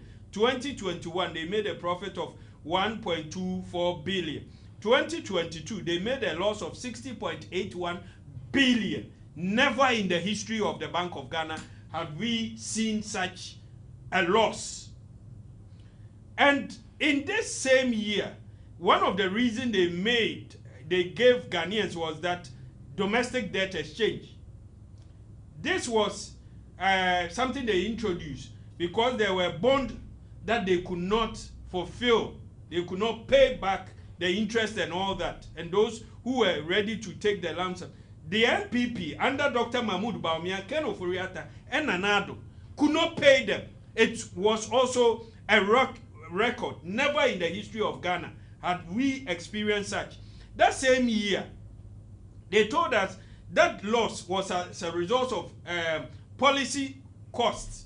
That same year, we had inflation of 54.3%. We exchanged the dollar to cedi to 17.3. That same year, 2022, under Dr. Mahmoud Baumia, who once upon a time worked at the Bank of Ghana and told Ghanaians all that you have a right to decide whether what Dr. Mahmoud Baumia said were lies, were false. That is your right. He told you, you didn't force him. Yet, that's the reality we lived in. 2023, there was a loss of 10.55 billion. Put it together. That's almost getting to 80 billion now. 2024, there was a loss of 9.49 billion. Put it, almost 99 billion. And 8 years. They left this. The NDC took over. All the liabilities, the losses and all that. We had to clean up and ensure that as the mandate of the Bank of Ghana is clear, that they regulate our banking system. They are policy makers for the banking financial system and all that. In controlling of inflation is their job. If anytime Bank of Ghana pushes in more money into the system, inflation rises. That is what happened in 2022. And yet the MPP will tell us they have the men when it comes to economy. So my brother, today, a year after all these losses, Bank of Ghana has come clean and clear. They made a loss of 15.6 billion. NPP says, no, it's more than that. And that they have to add something, it becomes 34 billion. They have to add another 10 billion from somewhere, it becomes 44 billion. That's the actual. But there's a standard. The whole world, when it comes to how banks or the nation's mother banks do their auditing and all that, it is on their website. KPMG, those behind the auditing, world class, they have the standard. The MPP today claims they have done something wrong. They've done something wrong. But you see, Bank of Ghana is not as a commercial entity that must always be looking at profit and loss thing. They are a regulator. But where there are profits, they need to let the world know. Where there are losses, they need to let the world know and why there are these losses. You go to their website, they have everything there. Yet the MPP says no. What they are saying is false. What the Bank of Ghana is saying is false. Let them bring their side. Let them come and show us. They should come out with everything. The Bank of Ghana's website, 2025, they took inflation from 23.8%. They ended the year, December, at 5.4%. This comes at a cost. Anytime more money is chasing fewer goods, inflation will certainly kick in. Prices of goods and services will rise. So they had to clear some money from the system. That's economics. It comes at a cost. Bank of Ghana, their reserves, they started from 9.1 billion. They ended the year 13.8 billion. This one is not a concern of the MPP. Bank of Ghana, they picked the exchange rate 14.7 January 2025, ended the year December 2025 at 10.45 cedis to a dollar. This comes at a cost. Policy rate, January 2025, 28%, ended the year December 2025 at 18%. It comes at a cost. Public debt, January 2025, 61.8%. They ended the year, December 2025, 45.3% of GDP. It comes at a cost. Lending rate, January 2025, 30.25%. They ended December 20.45%. This comes at a cost. Then if we have more time, we'll go into the next slide. So in wrapping up, if the MPP thinks that what the KPMG has done, they have counter, and that is not correct. Those who are calling for a debate, you ask why Sami Jemfi, who is the CEO at Gold Board, must come in. Do you understand? One, Sami Jemfi, lawyer, is the communication officer for the NDC. He speaks for the NDC on all subjects, all topics. Two, BOG has spoken. Even the governor has been speaking. Even last week, he was on. Yet the MPP claims. Shouldn't that suffice? It shouldn't suffice. Sami Jemfi speaks for the party in government. And then at the Gold Board works with the Bank of Ghana. So he has interest. More, not about interest, he has more knowledge into the dealings of the Bank of Ghana. When we talk of the gold reserve and all that, we can also go in. I have the data here. I'll come what back to the MPP bought and how much they paid, the cost they incurred, and what we have also done. Let me go. So we need that debate. Whoever calls for it, it must be one-on-one. Kojo Ponkruma here, Sami Jamfi here. Mano Amano, face to face. Let me go to Alhaji so that he will give us his view, what he makes of this whole thing. Alhaji, the losses back on the table, but then different angles to look at. The debate, Kojo Ponkruma and whatever. Alfa, last week I was here. You know, I've always told you that I sit here with my image. Okay. So before I put out something out, I always make sure you show your exhibit to the camera. It's an unblemished thing, because I don't want a situation where tomorrow my voices will be played to my hearing, and I might not have any defense, because I've always said that up till now I've been very consistent, and anytime I meet people, I tell them, if you want to succeed in politics, you need to be consistent. Consistency is key in politics. Okay, I told you that the sort of trauma people are facing, Dumso is still lingering. I mean, were you not in Dumso on Saturday? I was. When they put it on, it was for our since morning. It came in the night. For 30 minutes, they took it out again. You remember? You were there. I saw you. I know. You were in there also.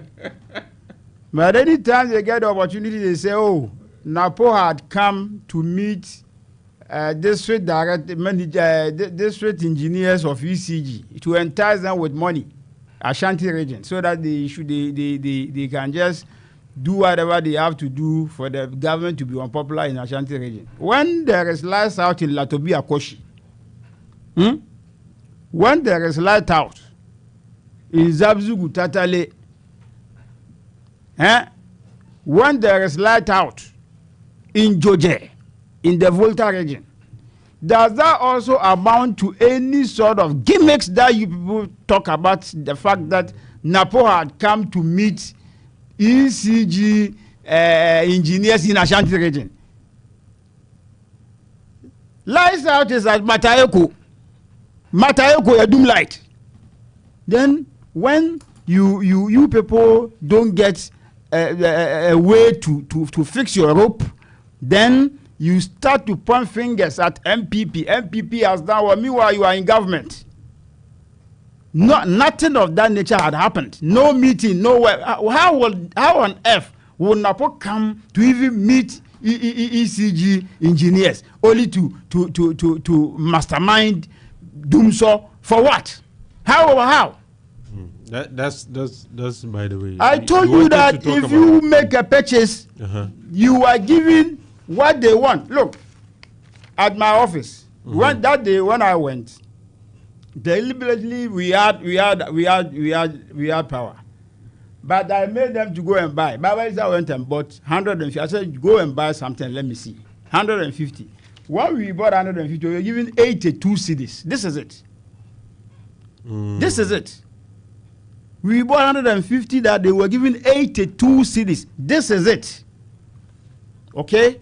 So when we talk, sometimes the expectation is that we find a way to deal with it. Maybe there might be some reasons. Okay. Explain to the people for the people to see. For the people to know. Did you inquire from them why? Whom are you to talk to? You now the purchasing of electricity is just like buying. Virtual. Yes. The vendors, you just go, they just print it out for you. When you buy it on your phone. Yes, when you ask them, they tell you that that's what has come. So that's it. Whom are you to ask? But it's surprising why 82 cedis. 67 cedis total. This is it. This is big, man. No, it's you understand? It's so these are some of the things that we want to always bring to the attention of the government. That let us all find a way. If you think that when we bought it we had 150, wouldn't I be happy? Do I care about who is in government or whatever it is? MP, I want MPP to be in government. But if you are not in government and you are in government and I buy a wealth of power of 150 and I get 82 cities, or anybody who buys it gets whatever he gets, which is lesser than whatever he had gone to buy, it is an issue to contend with. It is an issue to raise so that we will all be at an equilibrium of where we want things to go to. You understand? So this is it. Now, Alfa, I haven't spoken about the electricity. I know you take it from there. Talk to ECG, bring the PRO, talk to him. Let them explain to you why people purchase electricity, then they are giving whatever they so wish, because that is the bone of contention. Okay. So you will explain to you. Alfa, see, one thing that I've established here, when Evangelist was talking, on top of his voice, is that no. The way, but this no, I mean this is just by the way. Anyway, you see the way a manner Evangelist was defending the losses. He ended up saying that the reduction of inflation, the exchange rates or whatever came with a cost. So it means that losses have been incurred. We are not interested in whether or not. But do you think that has been debated? Definitely. We are not interested in how and what. We are saying that losses have been incurred. Then, if you justify it by the reduction of inflation, the fluctuation of dollar to CD, whatever it is, yes, that one you can put it as a defense. But we are saying that losses have been recorded. True or false? True. So where lies the argument? Where lies the justification trying to paint a picture, a gloomy picture about the MPP that we are talking? We need to talk. I mean, the essence of our resistance is to we are in opposition.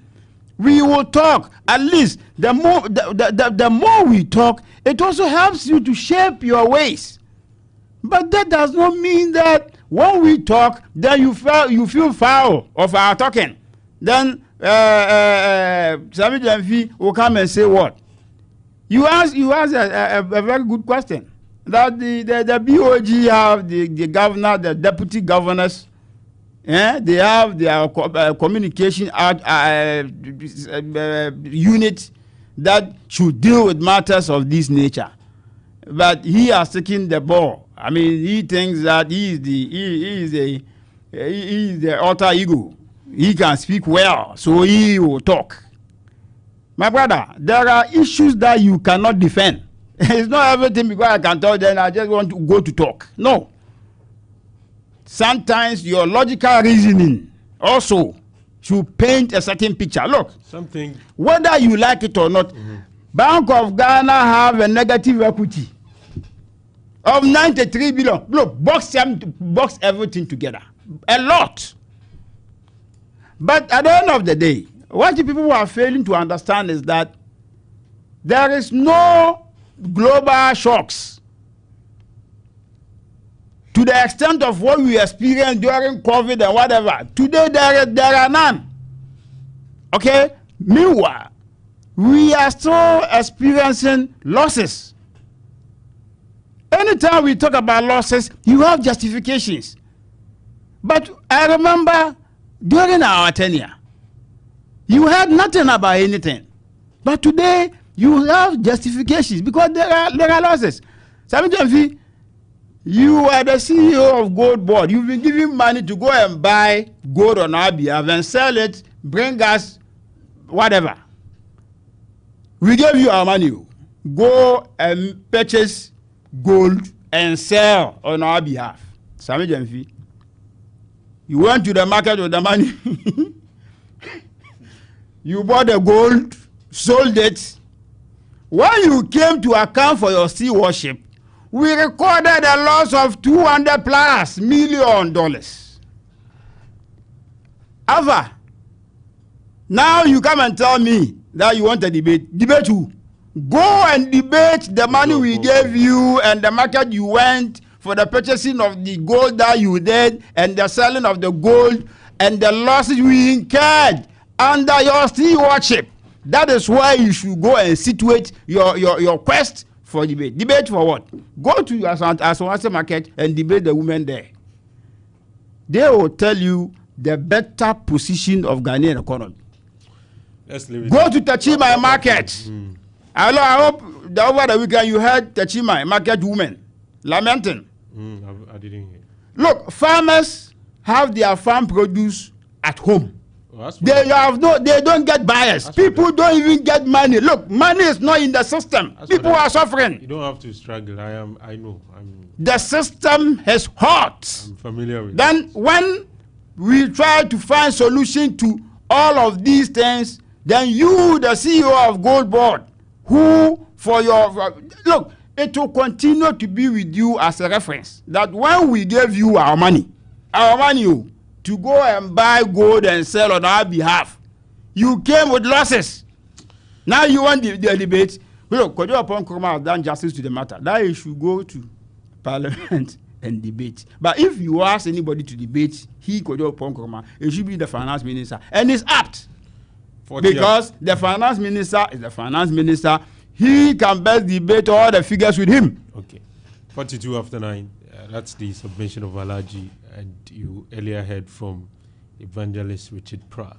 Let's now deal in few minutes what evangelists often describe as his favorite subject, the MPP. They have established committees. I think the committees are to work on your manifesto, right? No. It's not manifesto committee. It's just to look at the various. There's a standing committee. Okay. There will be some. Okay, when you get there, I will explain. And they have given some people the chairmanship roles.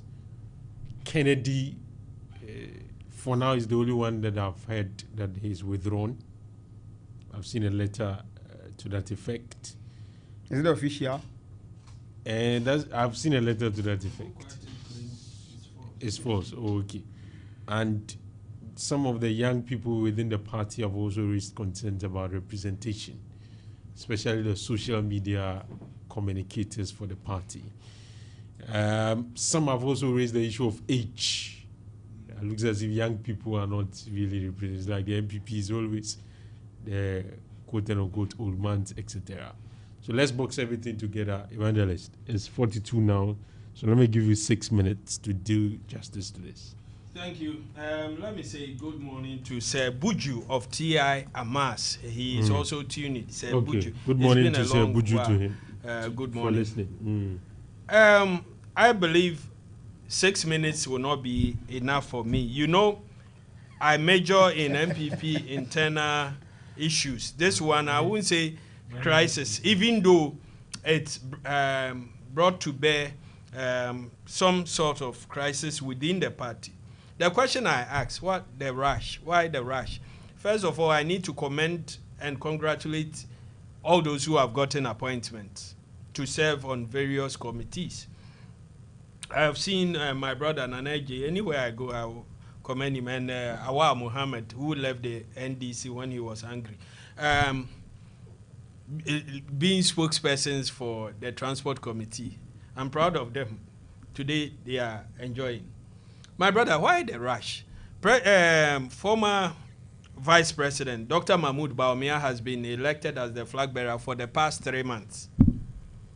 What has been the impact of that decision they took by electing flag bearer before going to polling station? Haven't you seen his internal what? Meeting party who? Elders, those that have had issues with the party, trying to bring them that on meetings board. He has been holding. He has gone to Dr. Charles Rekubrobe, Dr. Nyahota Maklo, and even more. And all the other people. The question I ask is, had the MPP won the 2024 election, would they have gone to them?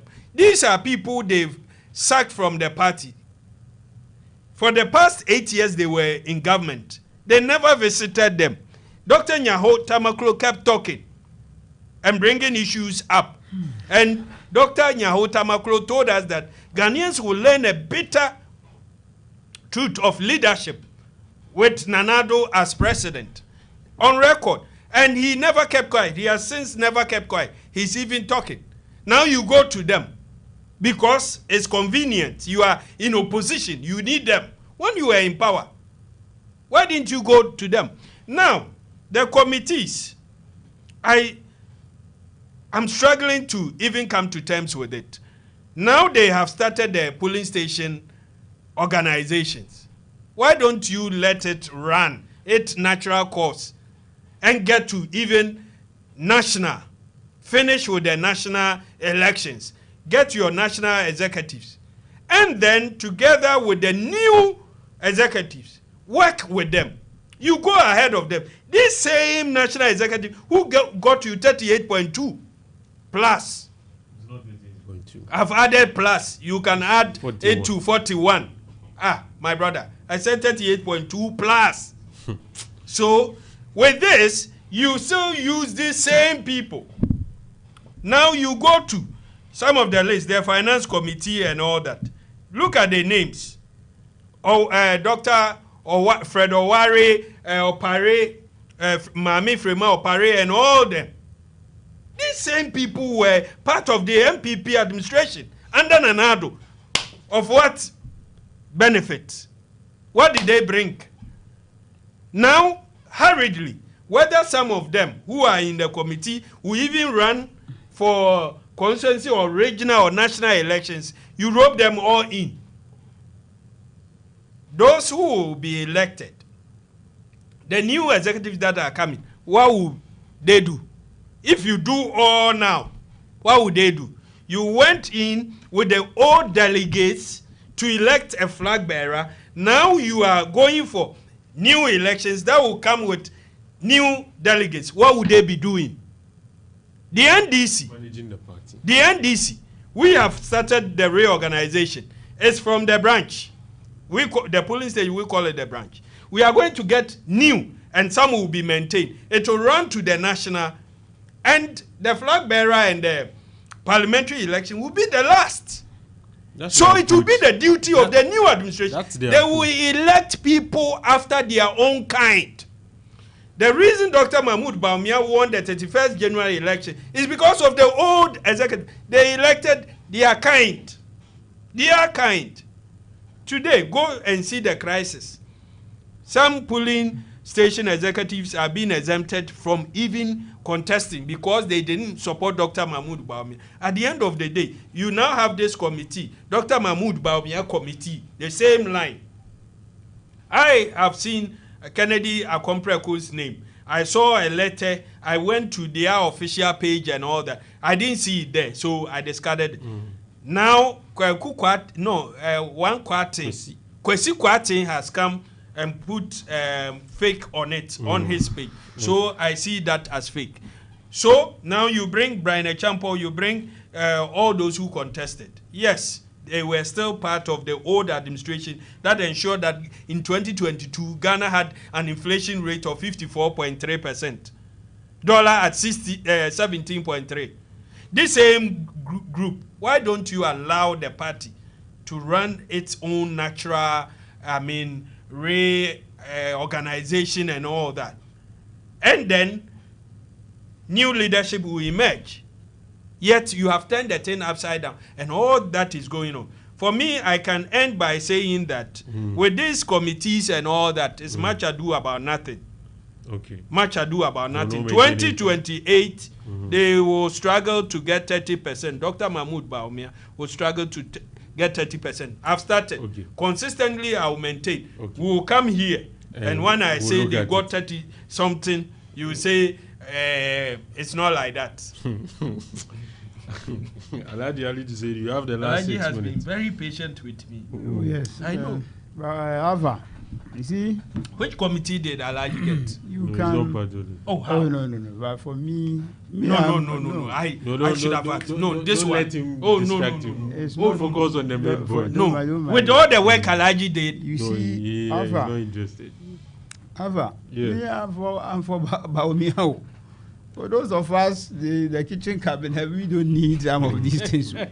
That's why when we hear people making noise that about their inclusion, I say, but you don't need to be mentioned in such committees to work for the party. I mean, everybody in the party knows everybody. You understand? But the fact of the matter is that you see, evangelists keep saying that you struggle to get 30%. Fine. You remember before we went for our primaries, there were sort of prophecies that were brought out. Other prophets even said that they put their 30 years prophecies on the line. That nothing. You are talking about my brother. You see, nothing will make Bamia win. Now he has taken. And at the end of the day, I came here and told you that, look, this is politics. You can prophesize whatever between you and your God. I cannot speak to it. But for me, for what I see physically, because politics is about physical activity, being on the ground. You understand? We will win, and we won. Dr. Bamia, when we were going for the primaries, you remember I said that we win, and we won. Look, there is this trap of 8-year cycle thing. In 2024, it wasn't about your predictions whatsoever. We lost because we lost. You can say whatever. You remember, Alfa. We've won elections from opposition before. We've won elections whilst in government. Okay? Today we are in a position. We will win 2028 elections. Whether you people like it or not. Yes. We will win the 8-year, the 2028. We will, yes. As we did to them in 2016, we will win in 2028. Mark it on the wall. You know what, Alfa? The masses, the system that we operate today is so tough for people to the extent that, look, to have your liberty to make ends meet is very cumbersome. I hope you know that. And you can sit here and say whatever. We have a party to run. I have been a parliamentary candidate on 2 occasions. I remember when we were in opposition, when I was a parliamentary candidate, I had some time to work within. Look, most of the movements that I embarked on were movements that I embarked on in camera. When you go to Dr. Mahmoud Bamia's house today, as a close member, when you go there, you come out from Dr. Mahmoud Bamia's house with renewed energy and a renewed hope that, inshallah, he will win 2028 elections. He is working 24/7. Dr. Mahmoud Bamia is working. When you go there, the sort of facts, the sort of things you see, everything about this country, everything that goes on, how it has to be dealt with. So Mahmoud Bamia is well preparing himself, organizing himself so well to the extent that he is not just sitting on the flanks of opposition for nothing. He is sitting in opposition, looking at possibilities and how to find solutions to the blinking problems that you people are putting us through. Look, when Bawumia becomes the president of this country, he will take off within short time.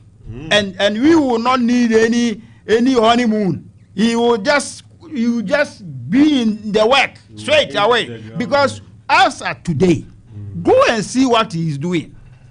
So the committees that you've seen formed, yes, the committees. His concerns are something to consider. That what? It's the old stock.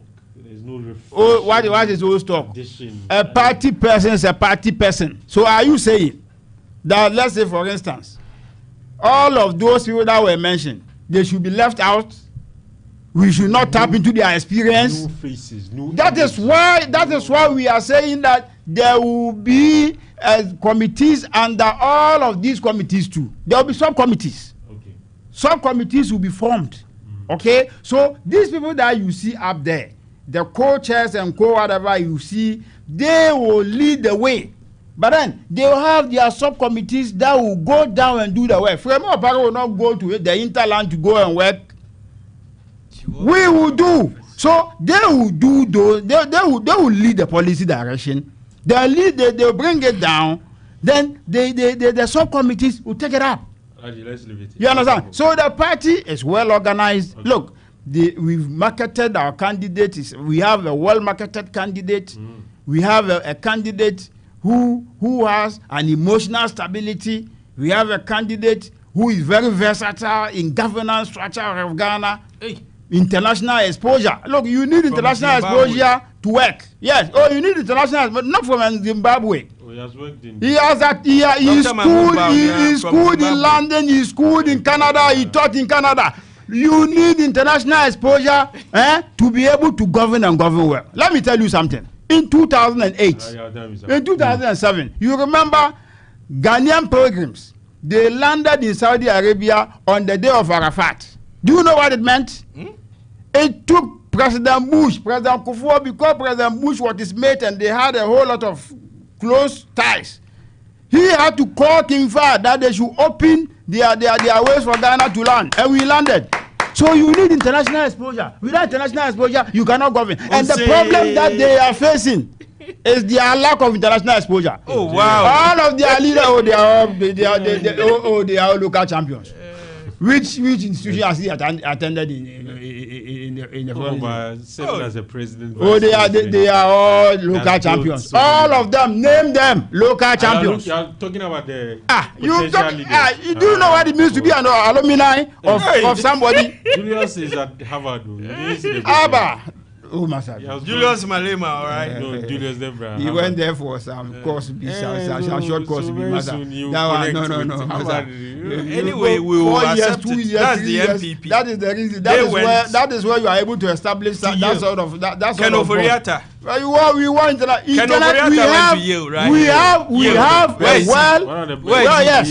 gone back to Yale. Yes, we have a well marketed candidate.